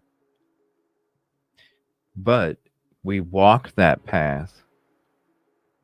You can even hear law offices of Andrew D. Myers talk about in Laney Law, how they talk about the comments that they get in their videos sometimes are pretty hard, When you walk that path, you do get attacked and ridiculed. But it's because we put ourselves in their position. Because we look at it that way. What if it was us? What if it was my loved one? What if it was my family member? What if it was my friend? Could I sit back? Could I sit back and not say nothing? Could I sit back and watch the person that I care about, or even myself? Could I sit back and just let Because it's not the first time that Ellie has fixed things a certain way. I mean, we hear about it all the time. So to sit back and just, yeah, whatever it is. No. Because if you really truly did get the crime, then why would you want to serve any freaking time whatsoever? My boyfriend gifted me an iPad for, ooh, nice. It is so cold right now. The more internet, media attention, social media It's so that these important cases what- get, it seems like the more risk there is of a defendant's right to a fair trial being taken from him or trampled on. So we have to make sure we do not do that. As people that talk about this in the public and on social media, let's not be a reason that this becomes an unfair trial for an accused. And the more we do that, the more we will be able to take part in and watch and listen to and learn from the judicial system. This is not the Colosseum in Rome. We should not want to and enjoy watching people burn. We should not want to see people going at each other, a fight to the death for sport. That is not what this should be. This should be educational, us learning the system and us calling out injustice in the system, because we, the people, are supposed to rule this country as a democracy. And if we disagree with things that are happening, our vote, our money, our time can make a difference. That's what this is supposed to be with the internet and publicity and public and media following a case. We should not be making decisions in these cases when we first hear that there's an arrest, or we watch a hearing, or we read a document. That should not be our time to make a decision and say, whoop, he's guilty. Let's do everything we can as the public to pressure anyone that could possibly be on that jury to make sure this guy's guilty, because we know it sitting in Clearwater, Florida, about this Idaho case. There's a reason I could never sit on this jury. I don't live where I need to live in the community I would need to live in order to even be eligible to be a juror on this case. So I should not be making this decision. And the more we can remember that and implement that into our everyday life, into our social media life, and what we post out there and talk about. Now, to discuss it, state seems like they have a lot of evidence. If he is the guy, death penalty might make sense. Or I don't agree with the death penalty, even if he is the guy with these aggravating factors. I wish there was no death penalty. Those discussions are fine. We need to make sure that we're using social media appropriately too, because all of these orders are pointing towards a direction of, yeah, First Amendment, but because of the big bad internet, let's just shut everything down and handle this inside of a courtroom, because what is more important than the First Amendment is a right to a fair trial. Boom! That's a real fucking boom, y'all. Seriously, that's why we have the approach that we have here. Because, and I'll always push it, I'm never gonna be, never ever will, never have, never been that person. Never will. I will always push innocent until proven guilty in a court of law, because there's so much shady shit that can take place.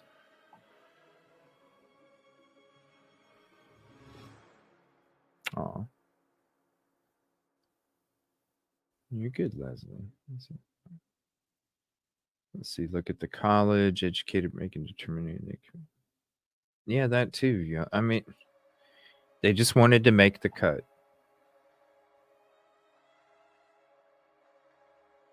I know, Lynn. But you know what? It's when you're talking that, you're talking ego, and it's an ego issue. It has nothing to do with, because you could sit here, everything that he said, it's anything is what we've pushed over here at this channel. That's all it is.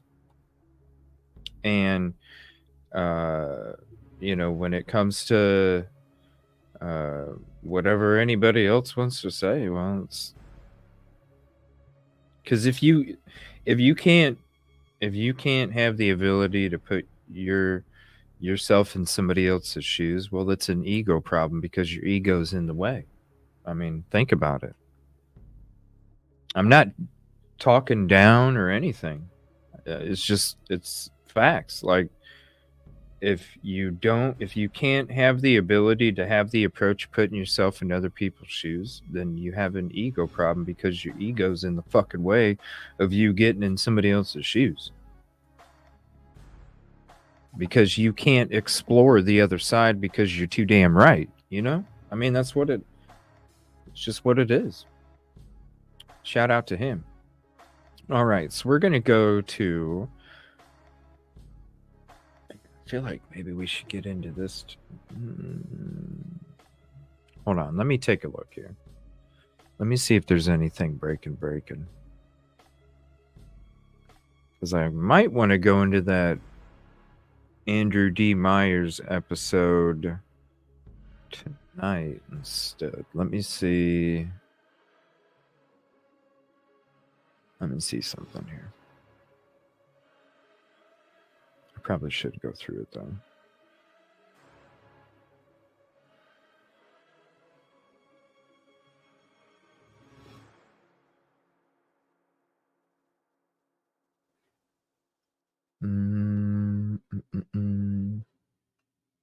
All right, yeah, I'm not seeing nothing. We'll go ahead and go into it.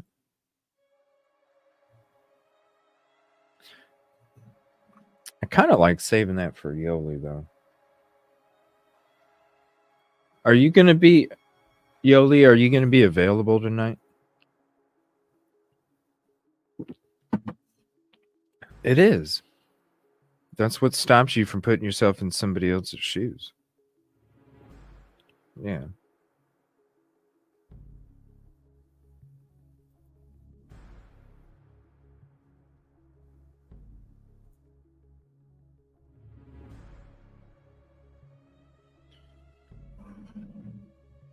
You think they knew quickly the who? I come from the spot where I didn't think they knew shit. I come from a spot where I feel like they didn't know shit. They went off the tip and jumped the gun and have been trying to fit everything else around that.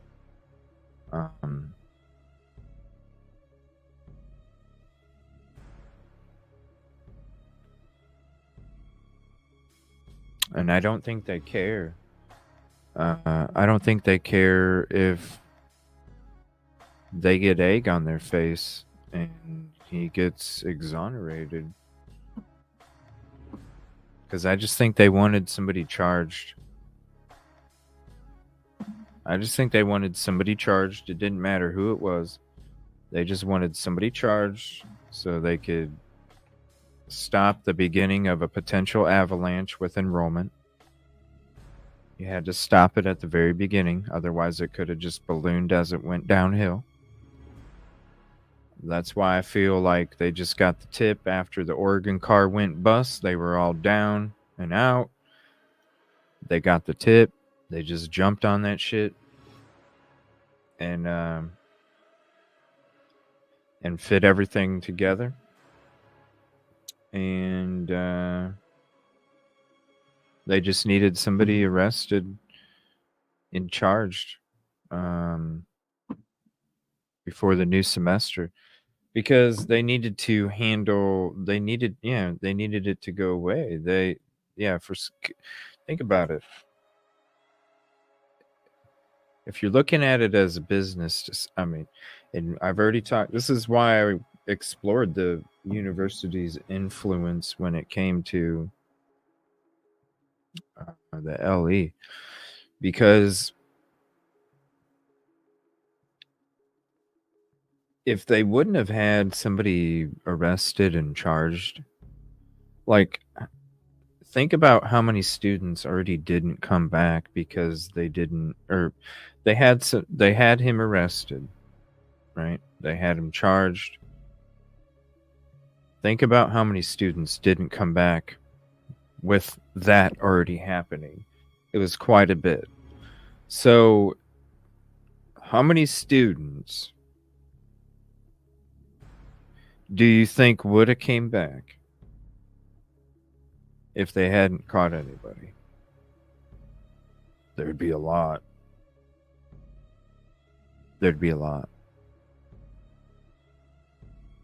How many students do you think would have transferred if they didn't have anybody arrested or charged? Probably a lot. Because who in the hell is going to go back to school in a small ass town where 4 people just got brutally attacked and nobody knows where in the fuck this person's at? Do you think? Yeah, right, Lynn? How many parents Wouldn't even allow you. Okay, so when you look at it, just think of the potential, right? Now, compare it to an avalanche. It starts off as a little teeny ball of snow, little teeny guy. And then as it rolls, it just gets bigger and bigger and bigger and bigger. And then it becomes an avalanche that just, you can't even stop it. There's no control. It's the whole underneath is falling apart, and there's nothing that you can do about it. So when you notice something like that, that would be like the mountain shaking and the school going, oh shit, we need to make sure that we collect this loose snow before it creates a potential avalanche. That's why, you know what I'm saying? I wouldn't either. They don't care, Rowena. There's prior cases where people have been acquitted, and the response in that area is, well, we felt that the person that committed the crime that we charged, we felt that they committed the crime, and so we're sorry that the jury didn't see it the same way we do, but we're not going to explore any other leads because we feel the person that we charged with the crime's the one that did it. And that's why I say I don't think that they care if somebody... that's why I don't think they even give a shit if the IGG, like Bill Thompson's been saying this whole time. We ain't got nothing. They don't care. They really don't care. And I'm to me, it's like, you don't give a fuck. Well, then do you care? Think about it. The university record attendance. The university record attendance. The university's purchasing the University of Phoenix online. That's more enrollment added on. The university is not hurting. The university rebounded from this. The frickin' president even wrote a damn book for presidents of universities and how to overcome tragic situations. The motherfucker wrote a book. You should see how many books he's written.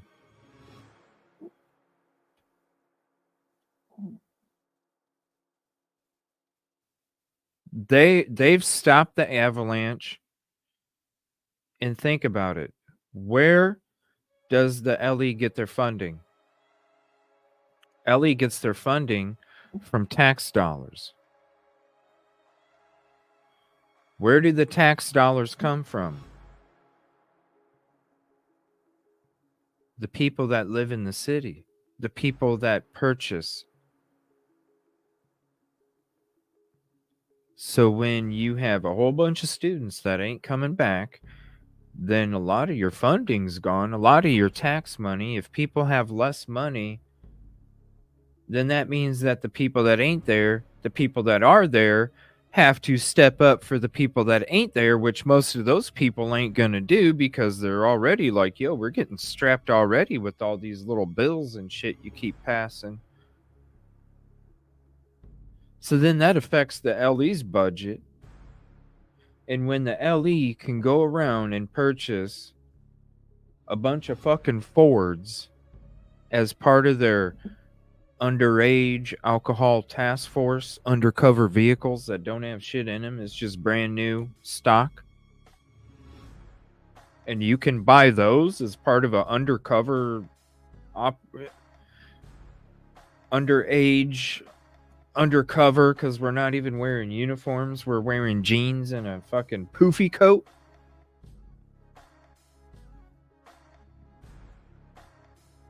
So when you're a small ass town and you got an extra budget to buy cars that you don't even really fucking need,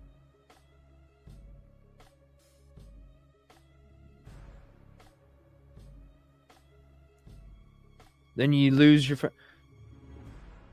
the influence from the university, the power of the university, if we didn't exist, then you wouldn't.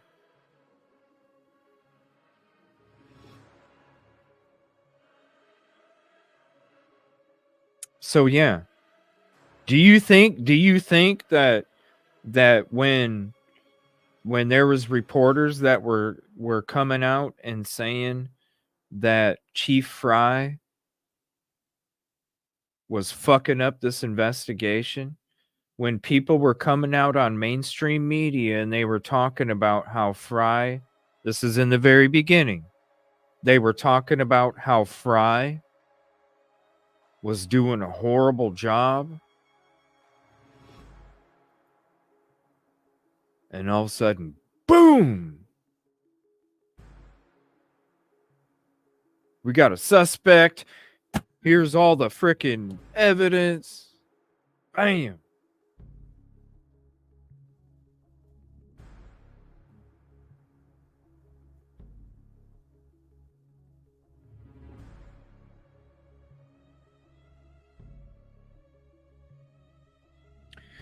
That's just a couple hundred. And that's with them losing students. Now watch. When we're going to compare the next year's statistics, watch. That number becomes 13,000. Maybe even more. There was a lot of construction going on when I was over there too. A lot of construction going on, as well as Washington State. But there's a lot of things being built, restaurants being built. There's construction going on in Moscow.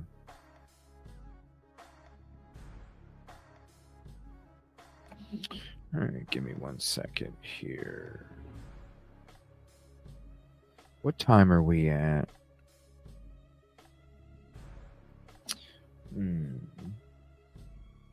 We're going to have to get into we'll get into the Andrew D. Myers episode tonight, because that's probably going to drag out past where. So I'm going to do that tonight. That'll be, there's 5 red flags. We'll talk about that. If you're not able to make it, it'll be probably the first thing that we get into in tonight's show. When it comes to, there's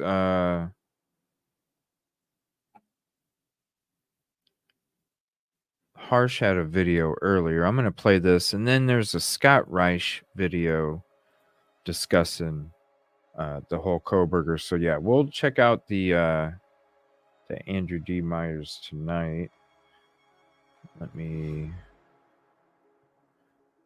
This is a Harsh video. This is from earlier. This was about if proof Brian Kohberger could have been wrongfully charged.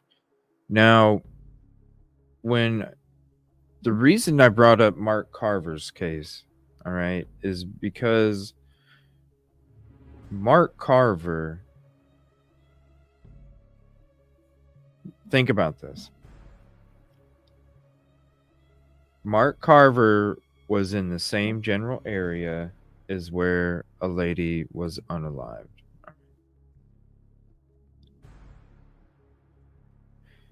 The officer that was in the area went to talk to him, interviewed him, shook his hand. Then they parted ways. The officer went to the vehicle of the victims, opened up the back door. Next thing you know, the touch DNA from the handshake ended up on the door handle on the door of the victim's car. Transferred from handshake to door handle. Now, it was reported that BK's car was back at the home the next morning, or quote, same morning, if you're going off of standard time. Then, who's to say that he wasn't interviewed when he came there? Who's to say that because he heard about what was taking place from students through the grapevine, because something like that, it's the game of telephone, something like that is going to get spread really freaking quickly amongst the student population. It's social media. It goes quick, especially with something like that. Now, whether it's the telephone game and it gets blown up from these kind of injuries to these kind of injuries, how many people it was, whatever. That's not the point. The point is that there's information out there that something tragic took place, regardless of how many, who, or how. So if you are studying that, hell, when there was the fire here, there was a shit ton of people outside watching, and I guarantee you, not many of them studied fires. You know what I'm saying? Not many of them probably studied how to put one out or studied how to evacuate, or, So the people outside watching something fucking crazy that happens in a neighborhood. Okay. So why wouldn't he show up to the crime scene, which is only a couple minute drive, if he heard about it? It would make sense. That's why I'm saying people out there, they didn't give a fuck. They weren't studying fires, and they were out there watching it like a TV show. I'm outside and there's just fucking people all over the place just sitting there watching. It's like, yeah, okay, cool.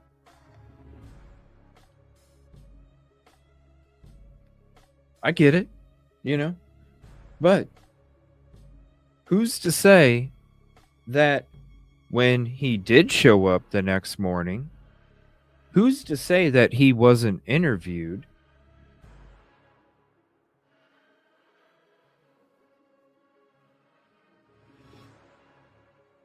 When it came to him being around, yeah, I was by there. I went by there that morning. I heard about what's going on. Well, do me a favor. Can I meet with you? Yada, yada. Shakes hand. Maybe asked him to come back down. Who knows? Then when somebody goes over to the sheath, picks it up, looks at the snap. How do we know that they didn't have any personal protection? It's why I made that video a few weeks ago. When you think about it, who's to say that the person that's on the chain of custody for the sheath isn't somebody that didn't collect evidence properly?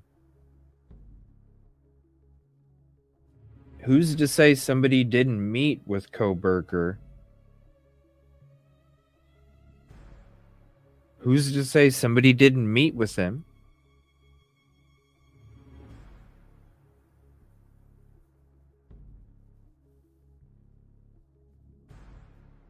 Oh, you were by there this morning? Yeah, I drove by there. I heard stuff about what was going on. I just wanted to drive by and see what was going on, and I didn't see anybody there, so I was like, is it really true or not?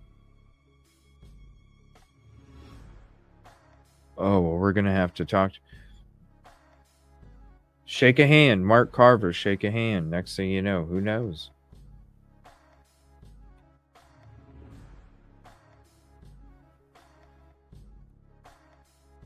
I heard he was interviewed twice, too.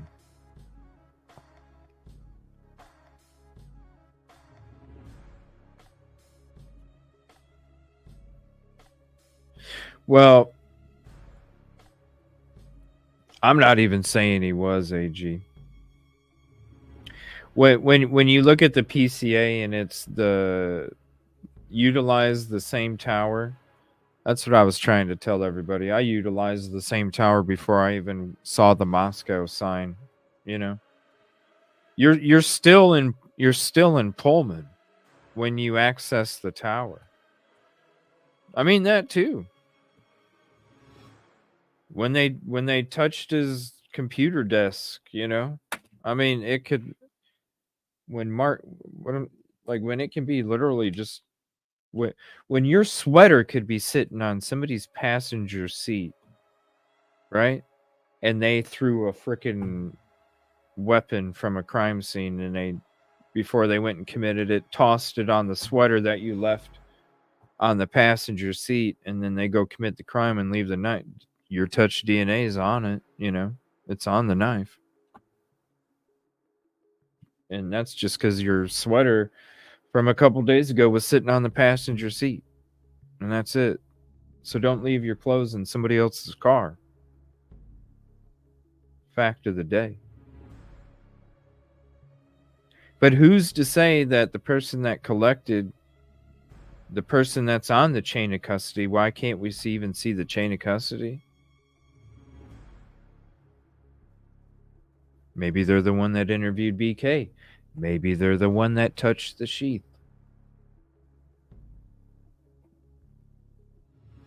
And then you look at the Brady earlier this year, prosecution. Hey, we have an officer under the Brady Giglio. And we all know, well, we all heard what that was for. Falsifying.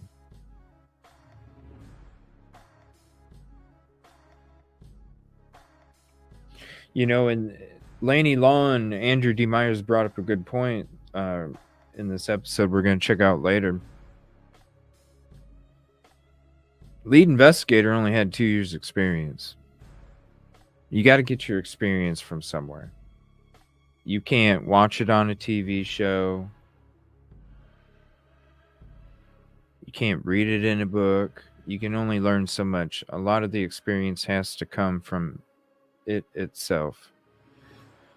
And it's what I said from the beginning. When you have officers that are used to noise complaints, hey, how much is that ticket again? Oh yeah, $350 like $350, $400. What? Yeah. It gets more expensive as the later it get. You know, the general fucking shit. Hey, how much is that ticket? It's about $350, $400. Yeah, it's about $350, $400. Yeah. They always ask the other officer, even though they have the same speech every fucking time.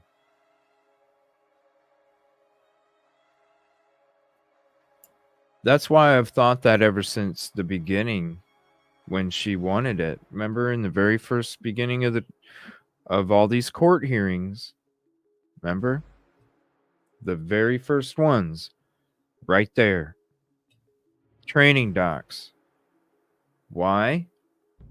Because they don't think that somebody has the proper training to collect that. Hello, we saw how many walked in without booties and gloves. You know what I'm saying? Like straight walked in with no booties and no gloves.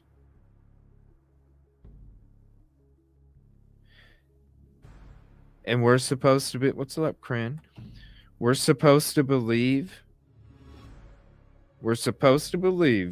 that 20 skin cells is the person that committed this crime, when you motherfuckers, some of you didn't even walk in there with booties and gloves.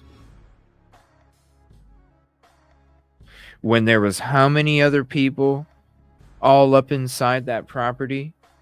The 911 call, when there is how many people that talk to the 911 operator? Who's the 911 call from? You could name. Like, how many people do you want to say? It's this.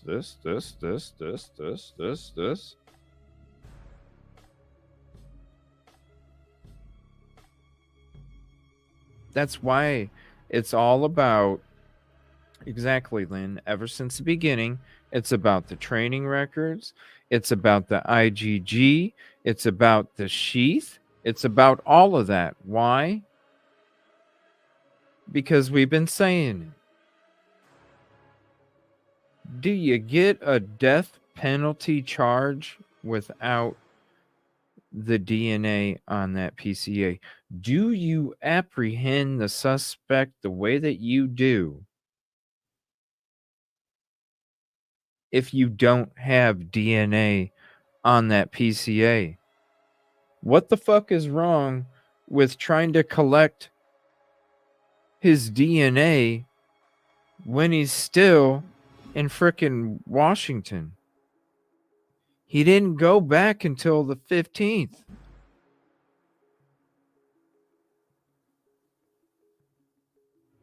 If he was your suspect before and you had all this shit, then why didn't you?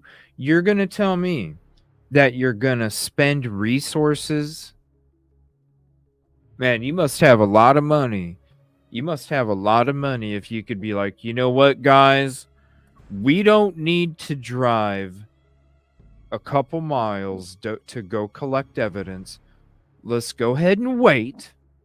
And let's wait until he's all the way on the other side of the United States.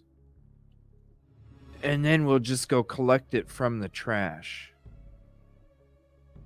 You would actually let that person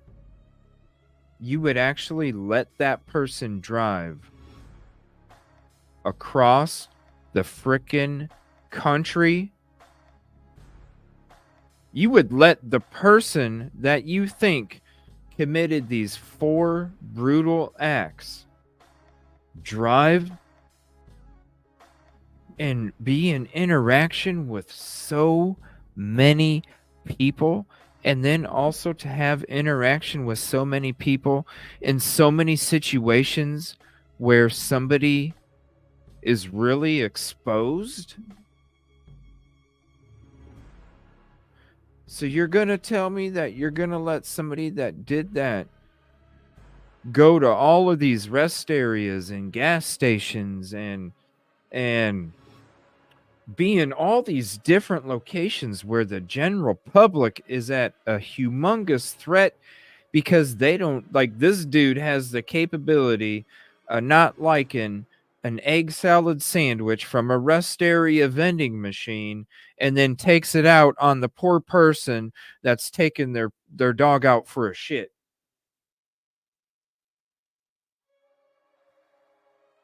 You're going to let him go all across the country to then be sneakily going through his fucking garbage when you could have just said, hey,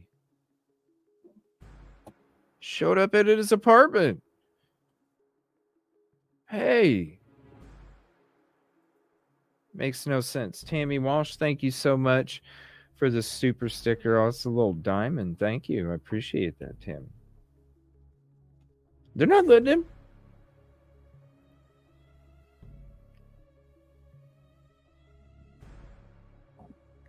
Yeah, because they probably thought he was going the shortest route, because if you change the route that he went, you add another 10 hours.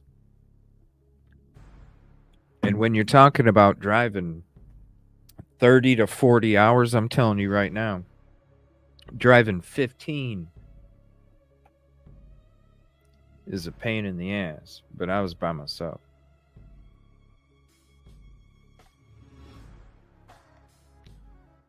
It makes no sense. You know what I mean? If he really was a suspect, right? That's why I will always say they were so gung-ho about this Oregon car being the car when it came out to be a bust. Remember, they got their all little team together and they all went out there and they were all let down, going back with their heads down. And then they got back and like, all right, you guys couldn't find nothing. Here, we asked you to come assist us, FBI. Here. Oregon cars bust. We need something. Here, we need something. Boop. Tip. All right, let's go, guys. Just like they did with the Oregon car. Let's go, guys. But now it wasn't some fake ass lead. It was like, yo, we got the tip right here. It's DNA, 20 skin cells, knife sheath. It was a non-bust situation. It was a situation where it was like, yep, boom, get it handled. Enrollment comes back. You stop the avalanche from even potentially starting.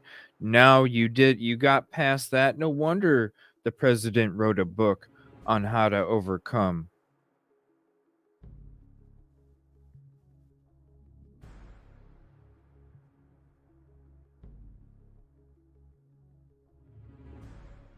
It all worked perfect to plan for his ass. Boom, boom, boom.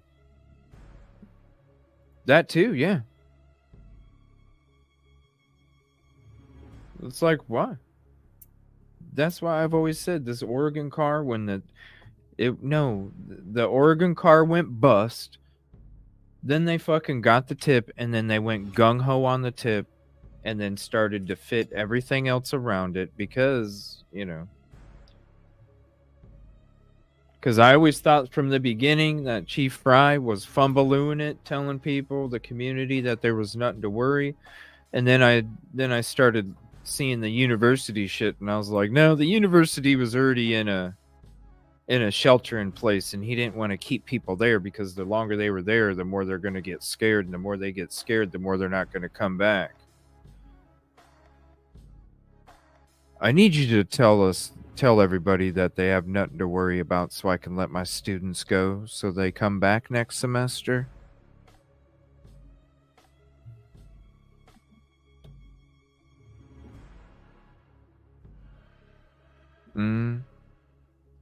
But you're going to allow him.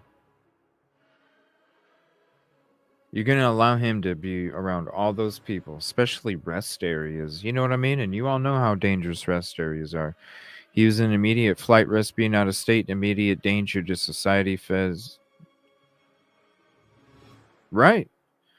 Not without that DNA on there.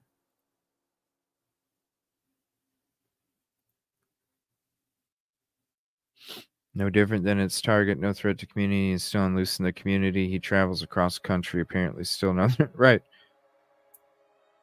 No threat. Can you imagine?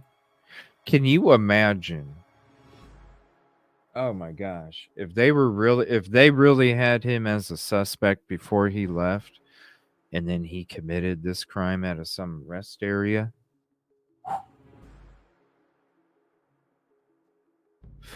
Can you imagine the heat? You let this person drive across the frickin' country when you knew he was a potential suspect? And then that allowed him to commit these other crimes? Like, can you imagine the fucking heat they would be in? That's why I'm saying it doesn't make sense. They're not going to be that stupid. They're not going to be that stupid to let somebody go across the country if they really felt that person. No. They're going to create a distraction. They're going to stop you from leaving the area. They're going to make sure you don't leave the area. None of it makes sense. All right, this is that harsh video from earlier about could he have been wrongfully charged? And I will leave the link to the video in chat.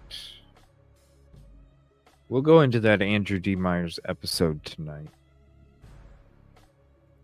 Whoops, here's real harsh. And this is, again, about being wrongfully convicted. Let's see what he has to say. Shout out, Harsh. Appreciate you. And everybody, I love the freaking Sunday lives every weekend now. It's great. Oh, it's, full screen. I love the Sunday lives every weekend now. All right. Here is the link to this video. Definitely go show some love to Harsh on this one. And shout out for that Christmas hat. Everyone, I hope you are all well on this Monday. That's it. It's Monday. I know some of you don't like it when I tell you what day of the week it is. And a lot of the time I even get it wrong. But look. Yeah, like who?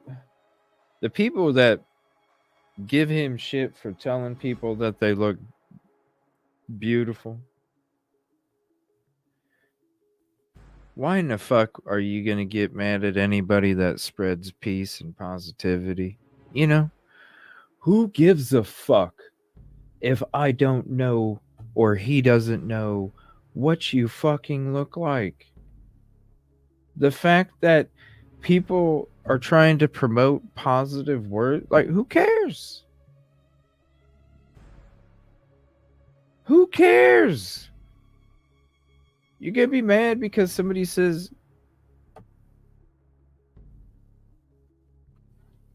the hate in people's hearts and the fact that they can't be happy unless other people are miserable like them. I just never understand. There's some people out there who want me to do it. So I'm kind of trying to balance the book slightly. But anyway, you're looking absolutely amazing for a Monday. And I hope the week is good to you. So we can come back at the end of the week and see just how amazing you still look.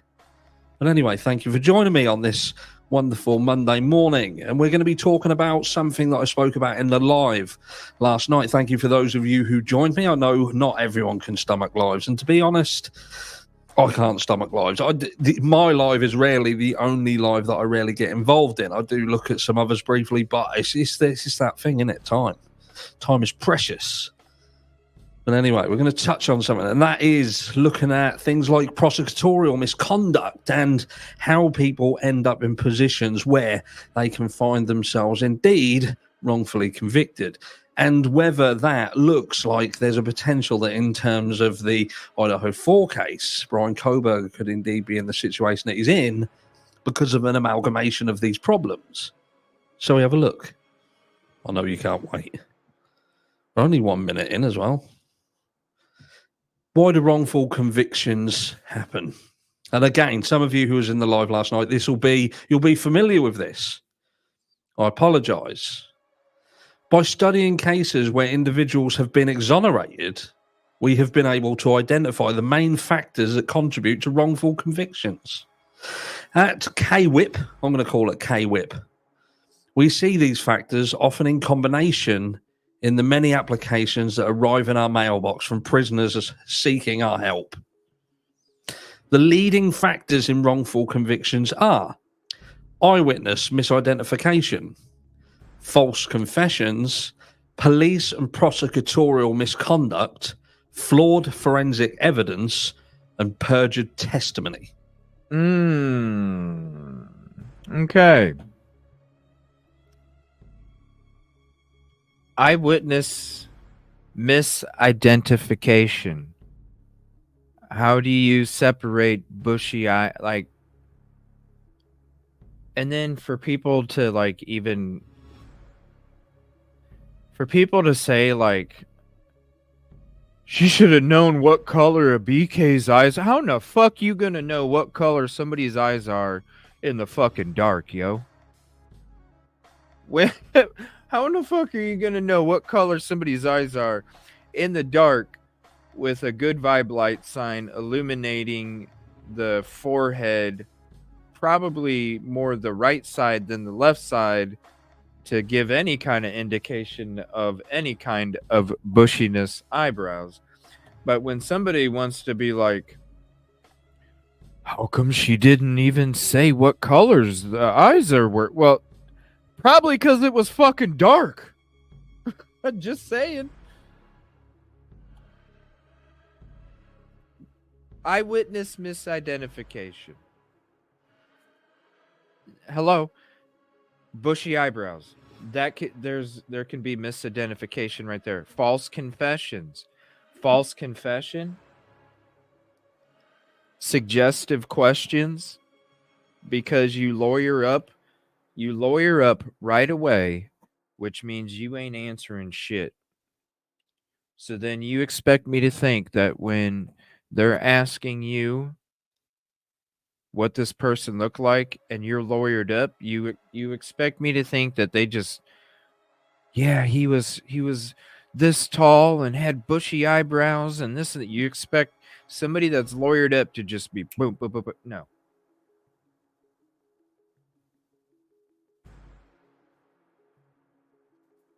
I've always felt like DM statements were suggested questions, answers to suggested questions. That could be twisted into a false statement. There is no false confession. Believe police and prosecutorial misconduct.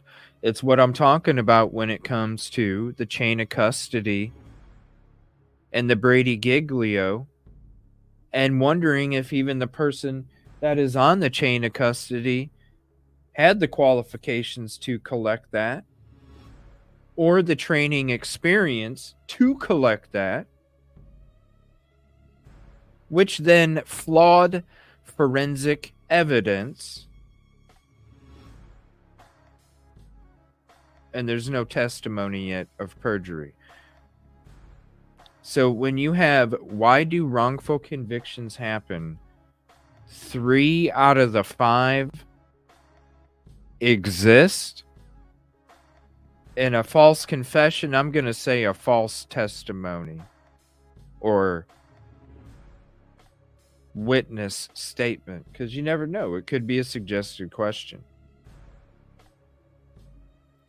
But especially when Ann Taylor, from the very beginning, has been seeking the same records, whether it's the people that performed, anybody that had anything to do with the IGG. That's all she's been asking for this whole time. Why? Because I feel like the person that touched the sheath done fucked up. They done fucked up. So we have a look at the most important ones. So it's looking at eyewitness misidentification, okay? So eyewitness misidentification is one of the most common factors in cases of wrongful convictions. Nationally, 28% of all exonerations involve mistaken eyewitness identification. Social science research demonstrates that human memory is highly imperfect and fragile. When people experience a stressful event like a crime, they're much less able to make an accurate identification. Witnesses are even less accurate when they attempt to identify someone of another race. Additionally, lineups and photo arrays can be suggestive and lead a witness to pick the wrong person. This can happen when the suspect is the only person in an array who closely matches the description of the offender. So again, manipulation there.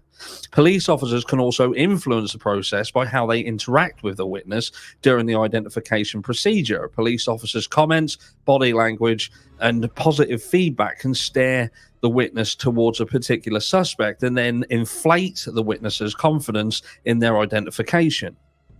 Despite study after study proving the unreliability of eyewitness identification, it is extremely persuasive evidence. When a crime victim points to the defendant in the courtroom and says with certainty, that is the person who did this crime, they're unlikely to reject that testimony. And look, we've got Dylan Mortensen, who's been able to say she saw someone clad in black with a mask on, bushy eyebrows. Now, you could say that at some point they're going to point this out in the courtroom, aren't they? They're going to try and put Brian Kohberger as this person. It personifies that element of the case. And you've got a person, rather than saying, well, we don't know who did it. I didn't see anyone. There was no witnesses, no nothing. So you have to ask yourself, in terms of Dylan Mortensen, what did she see? Did she truly see anything whatsoever? Or was this a situation that law enforcement leveraged because of the situation that the survivors placed themselves in? Maybe one of the girls had turned around and said they weren't going to be involved in it. Bethany Funk, for instance, I don't want no part of it, but if that's what you want to do, that's your lookout. And perhaps that's the exculpatory evidence. Maybe someone's caught wind of this, that they were leveraged upon, and Bethany Funk walked away. And that was, in fact, what her experience was. That was just her experience. It was. Yeah, the experience that she can only provide, that is special to her, that no other witness could provide. And I wish it was too, Crystal. I'm going to be honest with you, and this is kind of kind of why one of the reasons why I'm really enjoying this OJ25 special that we're doing is because as we're watching this, I felt like this. It was crazy when we were doing yesterday's episode 2, the members only, and we were doing that episode, and as we're sitting there watching different testimonies, we were watching Ron Shipp, we were watching Detective what's his name, it was a detective, I can't remember his name. As we were watching their testimonies, I'm sitting there to myself and I'm going, man, I can't wait until it's trial time, because we're going to be doing the same thing that we're doing here with the OJ. And as we're sitting here watching the testimony and we're kind of letting it all sink in, and we're kind of listening to all the facts, some stuff we don't know, some stuff we do, it made me just go, man, I really wish it was trial time, because I wish the testimonies that we were going through was for the Idaho4 case. I do too. It's going to be a while, we know. But I feel you, Crystal. And I'm so glad we're doing the OJ25, because we need to get Harsh on an episode there. It was something that was personal to herself. Remember that statement being said. You know, did law enforcement try to lean on her, and did she turn it down? Interesting thoughts. Let me know down below. Answers on a postcard, please. And it's got a little thing there, which I'm not going to go through that, because this is the short version. False confessions. We don't need to look at false confessions there. Police and prosecutorial misconduct. Official misconduct by police officers, prosecutors, or other government officials has been present in 54%. That's over half of wrongful convictions across the nation, because criminal cases have many different stages. Official misconduct can occur in numerous ways. At the investigation stage, police engaged in misconduct when they deliberately use suggestion in an identification procedure, coerce a witness to implicate a suspect, fabricate physical evidence, or use improper interrogation techniques, Chris McDonough, to secure confession. At the trial stage, prosecutors corrupt the process when they conceal exculpatory evidence. So this single section here encapsulates the entire situation that we see in the Idaho4 case, potentially. And again, let me know down below what you think. Answers on a postcard, please. Swiftly moving on. I'm not going to read this. This is the short version. False and or misleading forensic evidence. False or misleading forensic evidence has been a contributing factor in 24% of exoneration cases across the country. Most forensic disciplines were developed within law enforcement and have not been subject to the kind of rigorous testing normally conducted to validate a scientific theory. As the forensic scientists have come under greater scrutiny, some disciplines, including bite mark analysis and microscopic hair comparison, have been exposed as nothing more than junk science. Even in more reliable disciplines, experts often overstate their results. Quintillions. Anyway, that was like a tick. That was. So sorry, lost my train of thought there. Has been exposed nothing more than junk. Even in more reliable disciplines, experts often overstate their results and fail to acknowledge the limitations or error rate of a particular forensic technique. Finally, like everyone, forensic practitioners can make mistakes, including mixing up samples or contaminating specimens. In some cases, forensic analysis have fabricated results, hidden exculpatory evidence, or reported results when testing had not even been conducted. And when Richard Bitanti's affidavit states that Bethany Funk has exculpatory evidence to the defendant to show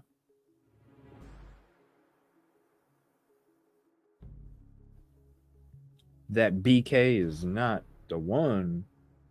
Hello. I mean, he's reading it right here. and there's another one here, which I'm not going to go into. Again, short version. This would be a lot shorter if I didn't keep saying short version. Witness perjury. False accusation or perjury is the most common feature of wrongful convictions and has been a factor in 60% of documented exonerations. Most often, witnesses lie because they receive some benefit for testifying. Can you think of anyone who might have... Because we think in the background there could potentially be a witness here. Remember? Steve... approaching FBI, just leave it. Now, we could be wrong, but we have been led to consider the fact that there could be an eyewitness, Emma or Demetrius. Most often, witnesses lie because they receive some benefit. For example, a person in jail facing criminal charges can secure a favourable plea bargain, dismissal of their own charges. Emma and Demetrius. Special privileges in jail, or even, where am I going with this? Or even money by offering damning evidence against a fellow inmate. The benefits create a strong incentive to lie. In many wrongful convictions, defendants were not given key information related to the credibility of the incentivized witnesses who testified against them, including the exact benefits received, the witness's history or corroborating in cases, and the witness's criminal history. Now, I'm not going to go through that because this is just a short version. But let's look at it like this way. We know, because we're smart, that the fact that it took the surviving roommate so long to call 911, whether you like it or not, head in the sand, up your ass, whatever, that was a felony. Now, can you imagine if law enforcement said that was a felony, what you did? We could pull you up now for not reporting a crime. And how do you think that's going to look? That you took this long? How do you think that's going to look? And what with us charging you as well, that's going to be bad. But look, we can forget that. We can forget it. And look. Well, AG, I'm going to show you guys a video that I made a while back talking about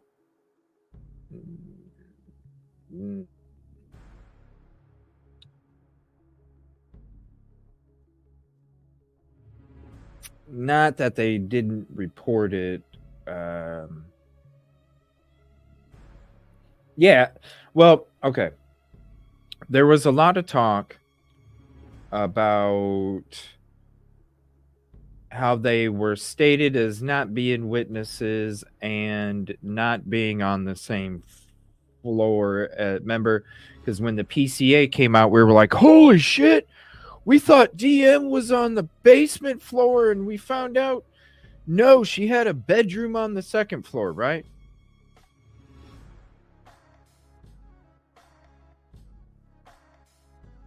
This is what I've been... So, when everybody wanted to... A long time ago, everybody wanted to go into these old press conferences, all right? Everybody wanted to go into these old press conferences. They wanted to do a deep dive from the first one to the end, and then as you start thinking about it, they never have, and it's what I've been saying this whole time, they never have to be honest with you in a press conference. Only on the PCA and after. Okay? Only on the PCA and after.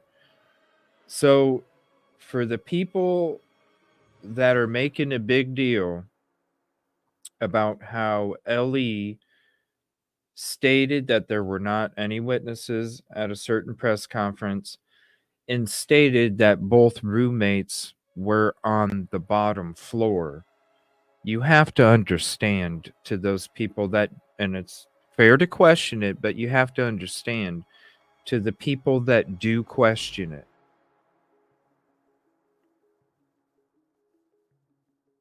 they didn't have a suspect. They didn't have a profile. They didn't even have a make and a model yet. Do you think, and I'm looking at it from LE's side, Do you think they're going to let the person that they don't have apprehended, that is still out there, do you think that they're going to let them know that there was somebody on the second fucking floor? Do you think they're going to let the public know, yeah, there was a witness that was in the second bedroom and saw him, when they don't even have that person apprehended? When they didn't even know who committed the crime? What's up, Aaliyah? Love the new profile photo. What I'm saying is, I'm not saying that they're not stupid. What I'm saying is they're, the reason I think that they told the public, because they don't have to be honest in a press conference. They can tell you whatever the fuck they want to tell you in a press conference. They can't on a PCA. So they're going to tell the public both roommates that were surviving were on the bottom floor. Why? Because the person that committed the crime supposedly didn't go to the bottom floor. And they're not going to say that there was a witness. So I understand people want to question it, but at the same time, you have to look at it from an optic side. If they came out at those press conferences and basically said, because you remember, these press conferences could have been televised to the fucking person that committed the crime, right?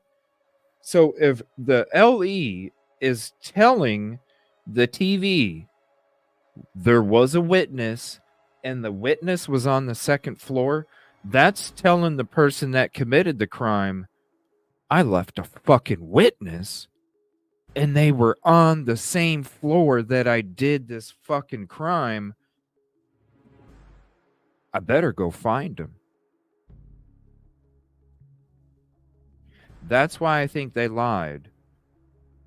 So if you look at it from that point of view, to me, because they didn't know what the fuck was going on, because they were too incompetent, at least they thought about the safety of the witness, right?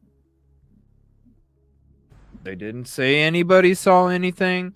They said there was no witnesses. Didn't even say, because we didn't know DM was on the second floor until the PCA. Didn't even tell anybody that there was a witness on the same floor that the crime took place. It was out of protection of the witnesses, because you're not going to announce to the person that committed the crime that you don't even have in custody, yo, guess what? You left a witness behind, dipshit.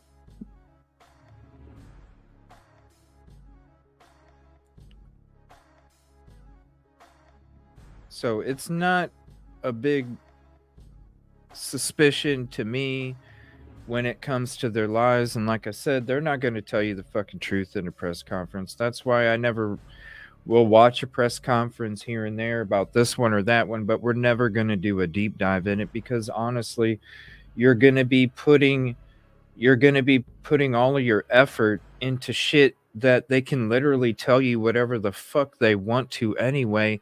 So the work that you're doing isn't necessarily going to be that beneficial, because it's going to be based off a bunch of whatever they wanted to tell you, whatever fucking press conference that they had. And then when it came to any of the questions being answered, they didn't really answer any questions. So you're really not going to get that much from the press conferences. So yeah, I get it, but at the same time, if you're announcing there was a witness and you're announcing they were on the same floor, you're announcing to the person that committed the crime that they fucked up, especially with a witness. Because how does the person know, right? On the other side of the TV, the one that's watching that committed the crime, how do they know what that witness knows? They don't. As far as they know, that witness saw everything, right? So you don't think that the person that committed the crime, if they're especially nobody knows who they are, you don't think they're going to try and make an attempt Come on. There's a reason why Ellie didn't say that there was a witness and that the people were on the floor, that none of the crimes took place, out of protection for the witnesses.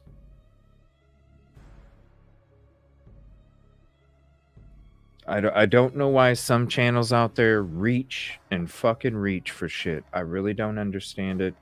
And honestly, how in the hell are you supposed to see what color of eyes are that the person committed the crime when it's fucking dark?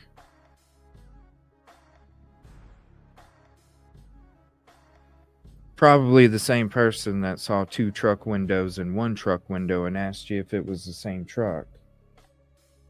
I'm not saying this is what happened. What I'm saying is this, what we've just read here together, proves, Like, come on now. beyond a reasonable doubt, that these things happen. I don't think so either. Prosecutorial misconduct is a thing. I don't think so either. Fabricating evidence, physical evidence, is a thing. It is. Coercing witnesses is a thing. Especially when you have enrollment, funding, your town's economy, and everything tied into it. It does. Now, in the Idaho4 case, it could be cut and dry. But what I will say is, I've not seen enough for me to say, do you know what, this is cut and dry. There's a lot missing, a lot of holes. And a lot of us believe that the PCA contained pretty much everything they had. They just tried to embellish. They had to try and make it look like it was a lot more than what it truly was. Again, get a clue. He spoke about this. And I know get a clue isn't everyone's cup of tea, but ignore some of these things and listen to what he is telling you. Because a lot of what he says makes a huge amount of sense. You can't turn around and say that the PCA only contains what they needed to contain in it, and they've held some on the back burner because it suits you. Because in reality, they extrapolated on a lot of information within that to, again, embellish it when they didn't have to. And I believe that was because they simply didn't have enough. So they bolstered it out. They made it, you know, look a lot bigger than what it was. Let me know down below what you think. Does this further fuel the flames that Brian Kohberger could indeed be in a position of being wrongfully convicted? And is that why we shouldn't be so quick to judge and in fact demand answers, demand to see everything? So at the end of it, we're happy with the result and know it's the right one. Let me know down below. I'll catch you all in video 2 later.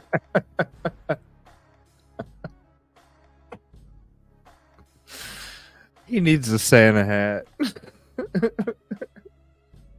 Thank you. No, I don't. No, I don't. You know what I need? I need a stocking that's full of a bunch of crumpled up paper. I've been saying it for a fucking year since the PCA is a stocking full of crumpled up paper. Look, Judge, it's full of shit. Oh yeah? Yeah, we're not going to show you what's inside, but look, it's full of shit. Okay. Right? Now, if I get a Santa hat, it better be like tie-dye or something, you know? Give me a tie-dye Santa hat. All right, so speaking about that 4-hour delay, now this is a video that we did, gosh, when was this? I guess just a few weeks ago. Now, this is talking about that 8-hour delay, okay? And when we were talking about the 8-hour delay, somebody sent me this article. I apologize. I'm sure I'll say who it was when we go through it. But this makes a lot of sense as to why there would be a delay, and not necessarily that there's a delay, right? Maybe a delay to us, but not necessarily a delay because they were actually busy. doing this, and I'll show you the video. Clinic's council crisis plan. In the event there's a death in the community, it states that chapters do not announce the death until you have coordinated a plan of action with your chapter advisor and the Office of Fraternity and Sorority Life. The plan. Wow. Casper West. Shout out Casper West.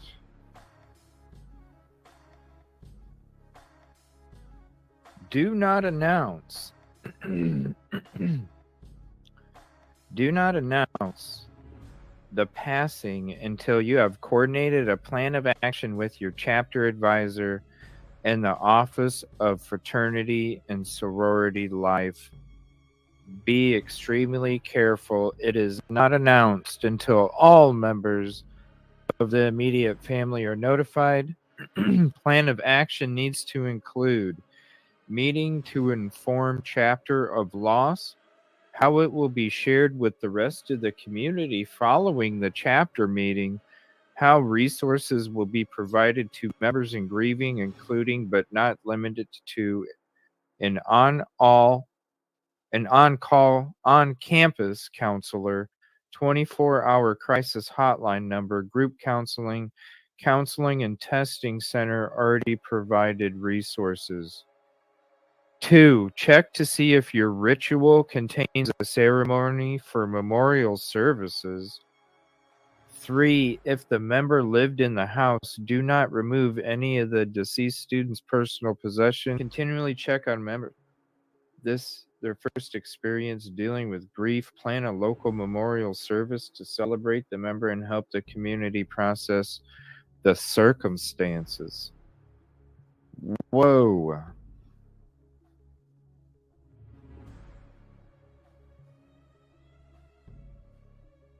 You have to. What's up, Truth? So do not announce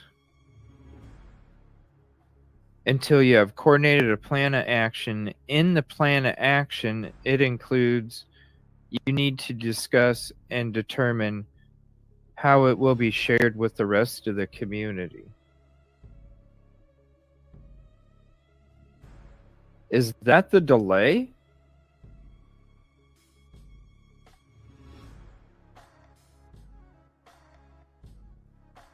Is that the delay? Is the delay? Holy shit. That's the delay. I bet you the Sigma Chi president wasn't awake. And they had to wait till he was awake and was informed to be able to contact first responders. That's why there was a delay.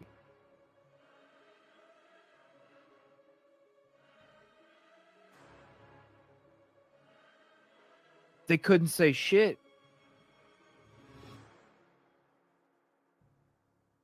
And I'm wondering if it was because the president was still asleep and they couldn't wake him up.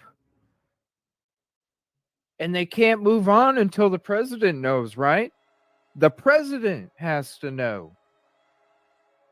They can't do nothing until the president.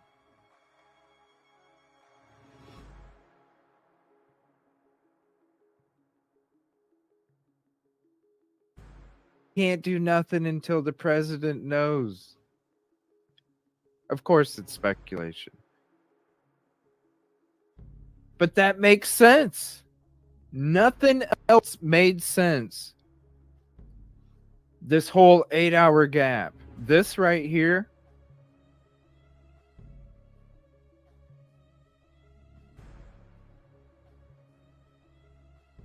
Do not announce the passing until you have coordinated a plan of action with your chapter advisor and the Office of Fraternity and Sorority Life.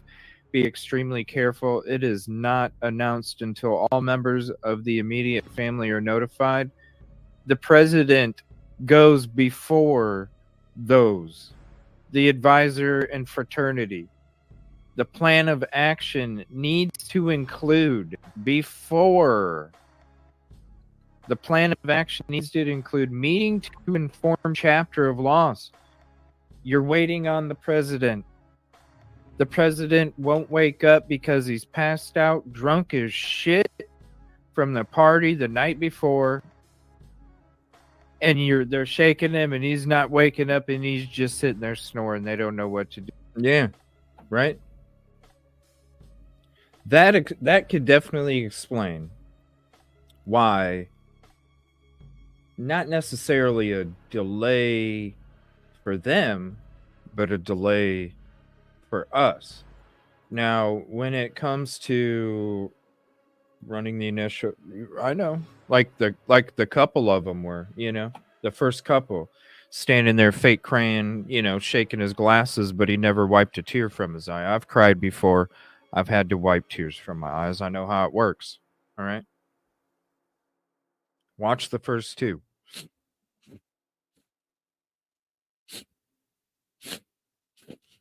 Never this. Come on now. Now, when it comes to, there's a couple things I want to share. Now, when it comes to, the person that committed the crime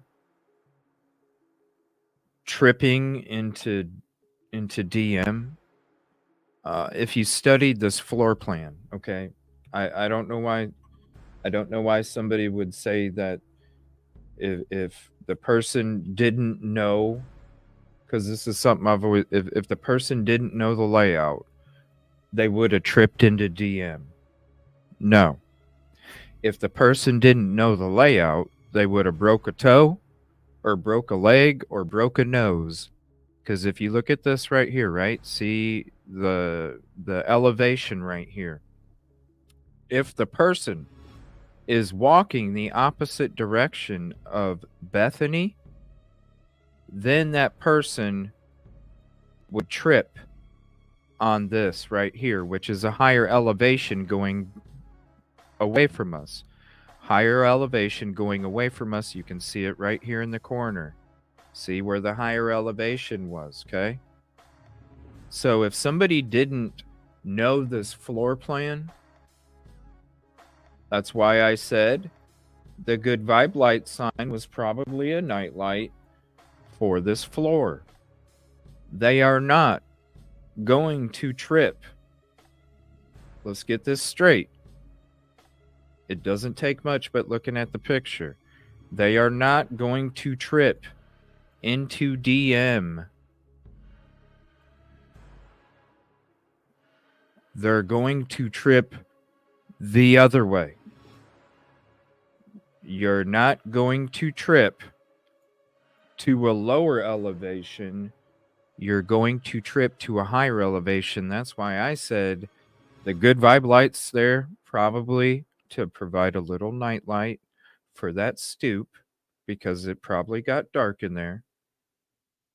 At the same time, if they're going to trip, they're tripping going in the complete opposite direction of where DM's door is. So I wanted to show that. Also, if you want to see the video of why DM or why the person that committed the crime didn't possibly see DM as they were exiting the crime scene because, well, I'll share this with you real quick. And then I'm going to share a couple other videos with you real quick from going over stuff this morning. And then I will go ahead and get everything ready for tonight. So this one was from a long, long time ago. Oh my gosh, how long ago was it?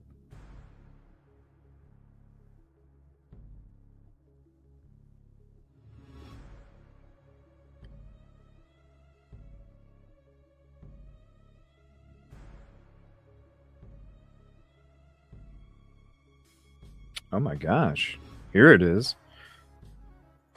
Wow, this is a lot older than what I thought. May 15th.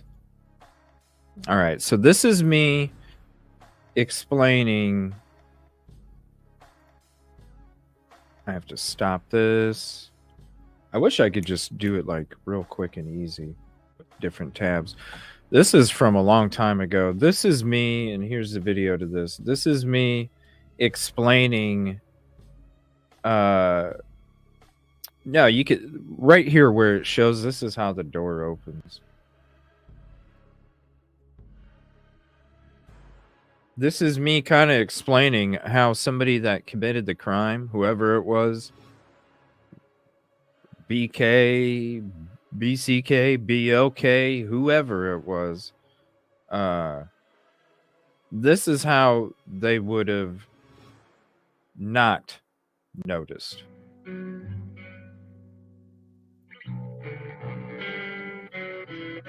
Just got to answer a lot of this. So this is why I think that he didn't see her, right? So I'm sorry. I have to share some of this because a lot of this shit isn't suspicious. It's already been talked about, figured out. Why 1122 is named king and not queen. We did an episode showing you the zoning committee meeting. I mean, he's coming in the door. We already know that there's no curtains on that sliding glass door, okay? So there is a light outside. You can see the light coming through the door. I want to point that out, okay? So as he comes in, it doesn't matter if you think he went upstairs first or you think he went to the second bedroom first. This door was locked. This door was shut. This door was locked.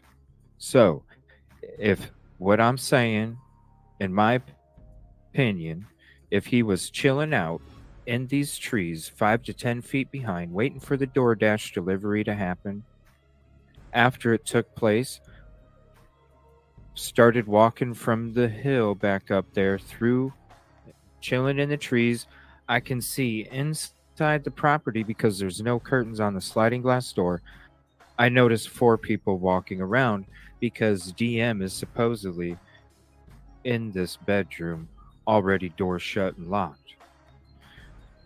So when the person comes in, the door's shut and locked, they already see the door shut and locked. I'm going to assume that a student is still out for the night. So whether I go to the second bedroom or living room area or whether I go upstairs, the door's locked. I check because it's shut. I don't know it's locked. I check and it's locked. I check it quietly because the door's shut. So then I go, okay, must be out. So I either go upstairs or I go to the second bedroom. 2 people. I already have sweat and I already have blood. I could potentially have sweat and blood in my eyes. Then I go to the other part of the house, whether it's the upstairs or the second bedroom. Then that crime takes place. That's even more blood and sweat on you. Now, are you not going to have more blood and sweat on your hands and arms? Yes, you will. How are you going to wipe the blood and sweat off your face when you have it all over your hands and your arms? You're not going to be able to wipe it off. So what's going to happen is that blood and sweat is slowly going to creep into the corners of your eyes. It's going to fog your vision. Your eyes are going to get stingy. You can't wipe them. So whenever you go to leave the crime, because the door is still shut and locked, whenever you go to leave the crime, your eyes are stingy from sweat and blood. And all you can really focus on is the light coming out of that sliding glass door. So whether you're coming from right here, which is what DM stated, came from this area right here, walked by with the door cracked, you're not going to see the door cracked. You're not going to be focused on the door cracked because you just unalived 4 people and you're trying to get the hell out. And you already checked that door, and last time it was locked. And all you can see is the light coming through the door because everything else stings, burns, and is cloudy. That's why I think that the person that did this crime could have very easily not seen that little cracked door, because as I'm walking through, all I can focus on through cloudy vision is that sliding glass door. Right, exactly. You would have salty sweat in your eyes, the burn, you mix that with red stuff, you know what I'm saying? And I've referenced it before where I've played sports, especially on the football field, where you get a cut, you know what I mean? Back then, if it wasn't major, you know, you just played. Bloody lip, bloody nose, whatever, you know? And then you would get that shit, even a cut on your head. And then that shit on my back, you know, when I'd be on the basketball court even. And you get whacked and you get cut on your face, and then the sweat mixes with the cut, and then the blood and the sweat mix and it goes into your eye, but you're in the middle of a game and you can't, you know what I mean? Like, I remember being in so many situations where you had that tunnel vision, the fucking cloudy focus. You couldn't, you know? So when you have that cloudy vision, it's night. You just got done doing that to 4 individuals. You know what I'm saying? You can't even wipe your face off. Imagine all the stuff from those injuries that came back on you, on your face. So to say that that didn't affect your vision, I'm sorry. When you have tunnel vision, you look at that sliding glass door, that's the only light coming through it. Just look at boxers. Now, when it comes to this Ford vehicle, you look at again, like when it came to the truck of the president compared to the truck that was driving by the girls, and how if you look at the windows, you can tell that there's 2 front windows on the president's truck, and you can tell that there's only 1 front window on the truck that's driving by the girls, when it was said that Jack or Adam was told everything. Again, with the Ford car, all you have to do is look at the back windows. Okay? The back windows. There's a specific back window on the Hyundai Elantras that has like a teardrop effect. So if you look at those windows, any of the Hyundais, right? You look at those windows. You look at the Sentra. Okay? They have like a teardrop shape to them. When it comes to the Ford doesn't have that. The Ford has a sharp angle and a flat, then a curve going down. If you look at the Hyundais, there's a teardrop effect where it not only curves going from the top down, but from the bottom going up. All right. So when you look at those 2 vehicles, that's what you have. Always look at the windows, whether it's the president's truck compared to the truck driving by the girls, or the windows when it comes to a Ford compared to a Hyundai Elantra. Always look at the windows. That's what's going to tell you, not the side of the car sticking out. Come on now, it's flashy. A lot of these vehicles have those type of body style effects where you have parts of the frames and body coming out in sharp curves and all this. Look at the windows. The windows will tell you everything that you need to know. So when it comes to suspect vehicle 1, this is a video that I made 7 months ago.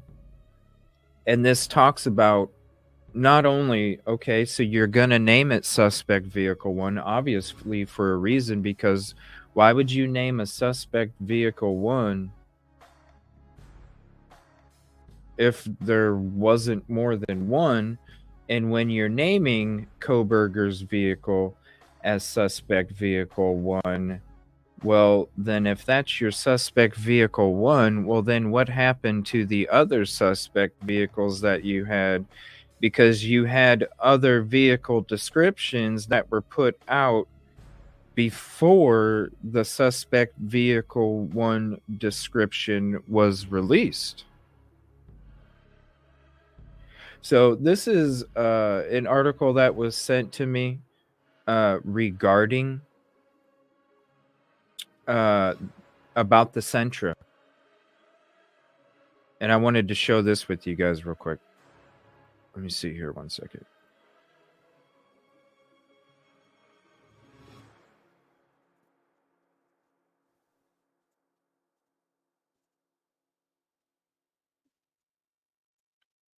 When was this? Let me see. Why is it not playing? What's going on?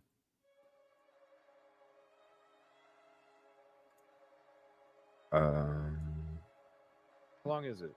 It's about the long. All right, hold on.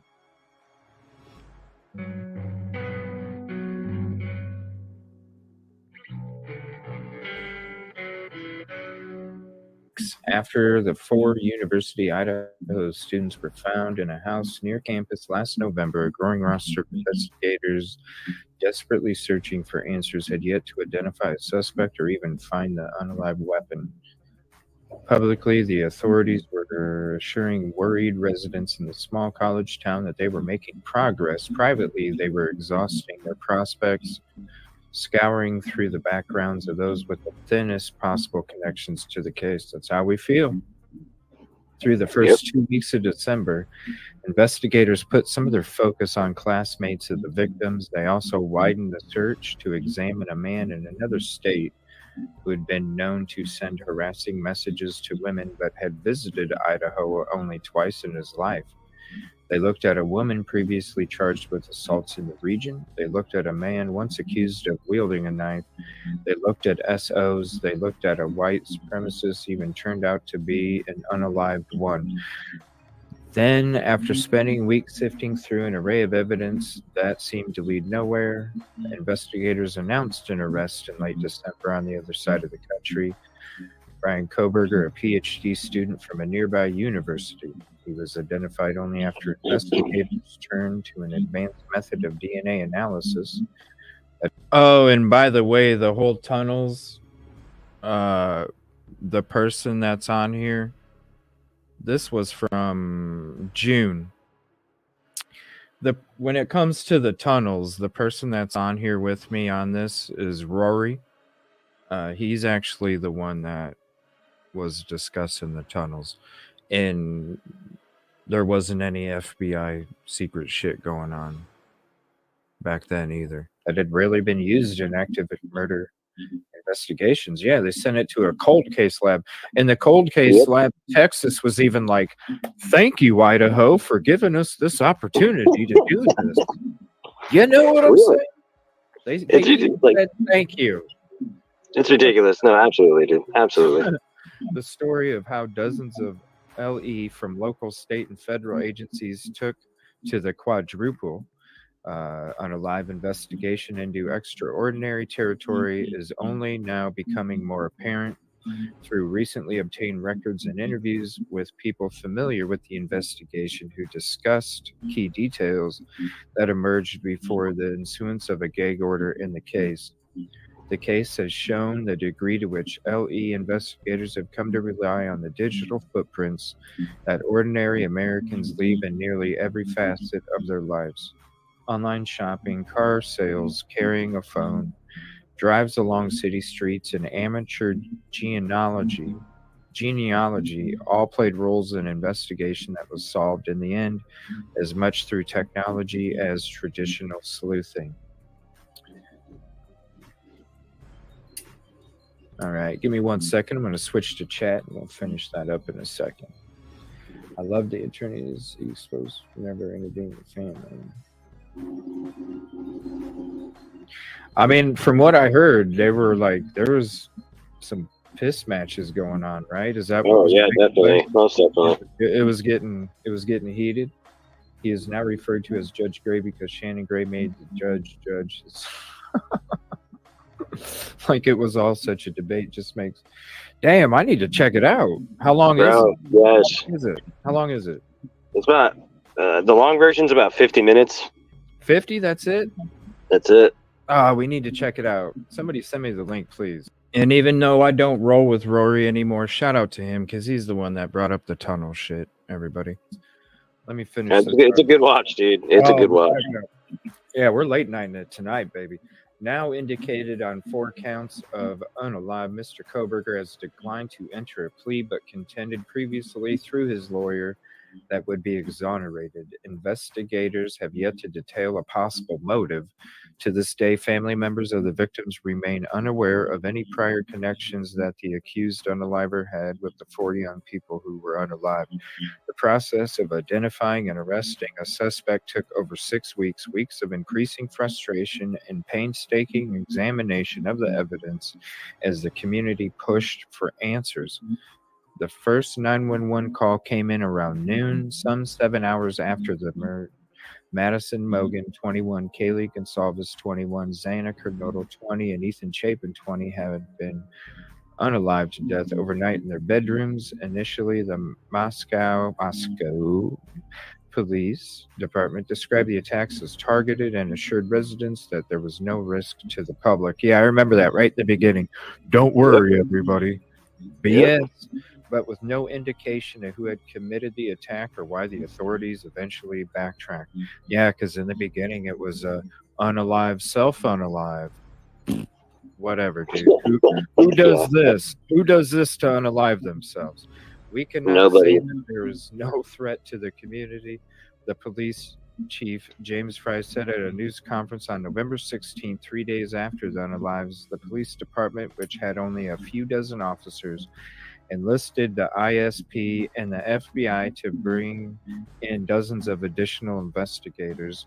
Forensic teams processed evidence from the bedrooms, snapped photos around the home's back door, and hunted for footprints.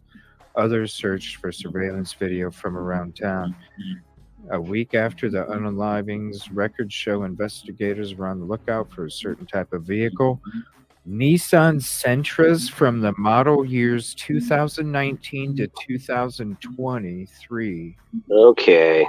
Quietly, they ran down details on thousands of such vehicles, including the owners, addresses, license plate numbers, and the color of each sedan. Man, somebody hopped in a couple days ago and said they thought it looked like a Sonata or a Sentra. Sonata, that's the car. Yes. I thought it looked like a Sonata as well. Yes, very good point. What? I'm gonna have to agree. So you're not even, this isn't even the right damn car, and not even close to the year. Did they seriously say that? Investigators are on the look for a certain type of vehicle, Nissan Sentra. Oh my God, it's not even the right car. Not even the same. That's why I'm saying. That's what I'm bringing it up. Like. Suspect vehicle 1, so suspect vehicle 1 in the PCA. Why are you even calling it suspect vehicle 1? Said it in the PCA when we read it January 5th. Why are you even calling it suspect vehicle 1? Where's number 2? Where's 0? So then I started to go, oh, well, there was a Sentra. This is an article stating that the first vehicle they were looking for was a frickin' 2019 to 2023 Sentra. Nissan Sentra from the model years 2019 to 2023. We're all asking then, was there a suspect vehicle -1? Was there a suspect vehicle 0? How do you get to... And so if that was number 1, then what was the Sentra? CJ, what are we supposed to do? This is why we ask these questions, because who the hell... This is the New York Times, okay? So who's telling the truth here? We get shit on for saying our opinions, and this is like supposed to be fact, so I don't understand. There needs to be more accountability. Wow. No. Somebody tell me what the hell is going on. No, this is crazy. This is insane. I ain't never heard that. I ain't never heard that. This is the New York Times telling us this, so where are they getting their shit from? Here, I'm gonna put the link. I'm saving that. This is insane. I'm gonna put the link in chat. Hold on a second, and you guys can check this out yourself. Thank you for the article link, Miss Shigal. Wow, thank you. I appreciate you. Yeah, thank you.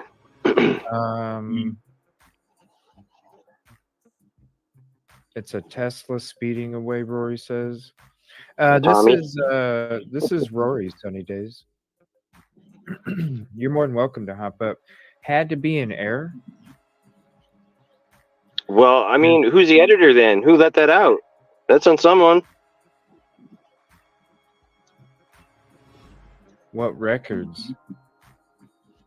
Exactly. Where is he getting his information? Who is the source? Where did he get this from? Because this is way off. It's not even the right car, not even close to the right year. So it's very interesting. The media one is better. What? There's a video on this? There's a video talking about this?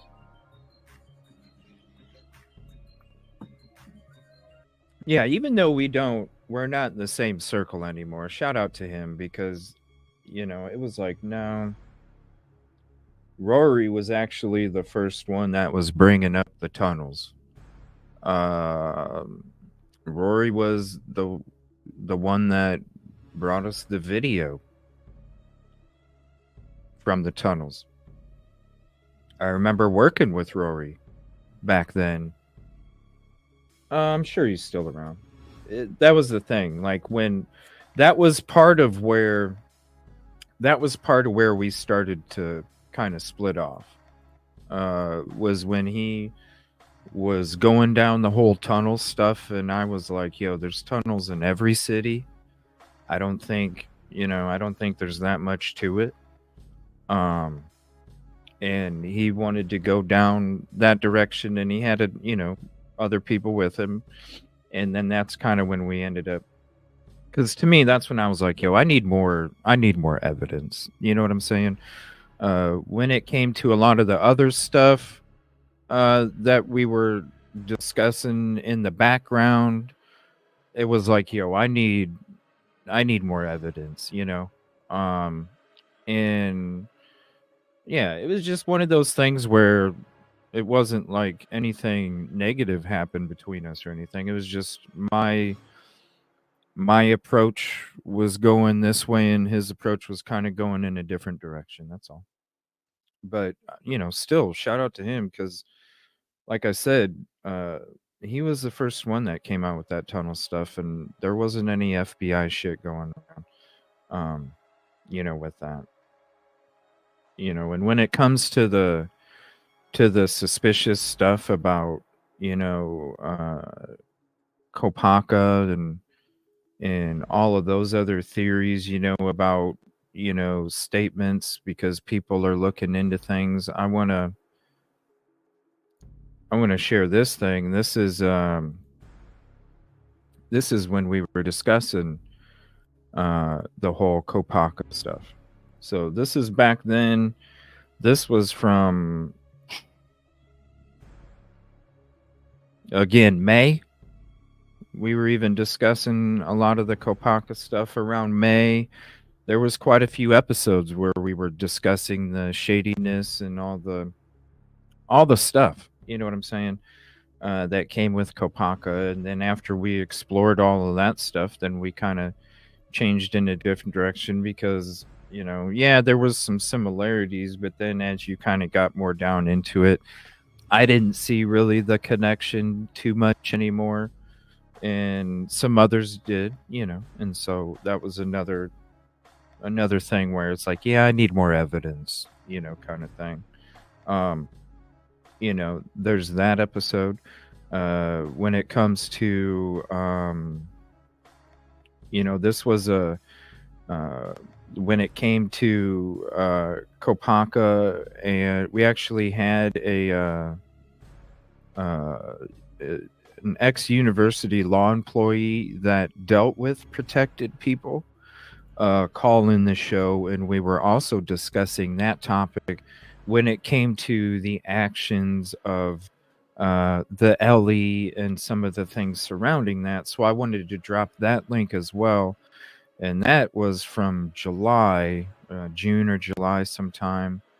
And then another one I wanted to drop, because I just don't want, there's a lot of shit that's out there that, just like this DM post and the truck comparisons and I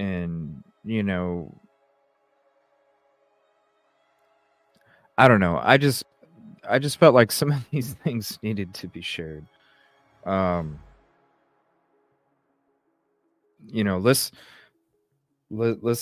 keep our focus on the things that you know what I'm saying, Nina. It's stuff like that. You know what I'm saying, or a president's truck being involved driving by. It's things like that. We just or even the Ford being the. We need to focus on the stuff that's true. We need to keep our eyes open for the little things, right? Because the little things is what is going to tell us the truth about if something is legit. It's going to show us if we need to put any attention or effort towards it. And we certainly don't want to have reckless information out there either, We certainly don't need another Jeremy getting harassed. We certainly don't need somebody being falsely compared to the events that took place. I know it's shock and I know it's awe, but we just need to, like this DM post, shout out again to AG. I appreciate you for putting that out there. I'm going to share that one more time before we end the episode. And then I'll be back tonight with the show. And we're going to go into a lot of stuff that I didn't even get to go into today. I had so much stuff. We're probably not even going to get into everything tonight, but it's going to be a long episode tonight. So, get prepared to hang out for a while. Again, this post from AG, I'm going to share this again. Definitely go follow AG on Twitter.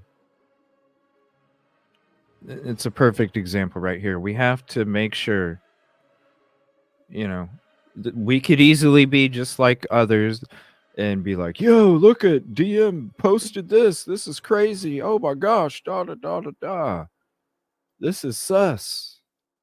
But no, it's the little things. Like I said, the little things. The third floor in this post, or the back of the Ford window compared to the Elantra, or the two windows in the truck compared to the one window. It's little things like that that you got to pay attention to and make sure, because we need to keep our effort and focus on the facts and what's going to lead us to truth and justice, not on confetti or things that are going to distract us, like trying to figure out if let's spend an hour trying to figure out if the two trucks match up when you can literally tell in the first 10 seconds. You know what I'm saying? Let's take that hour and let's put it towards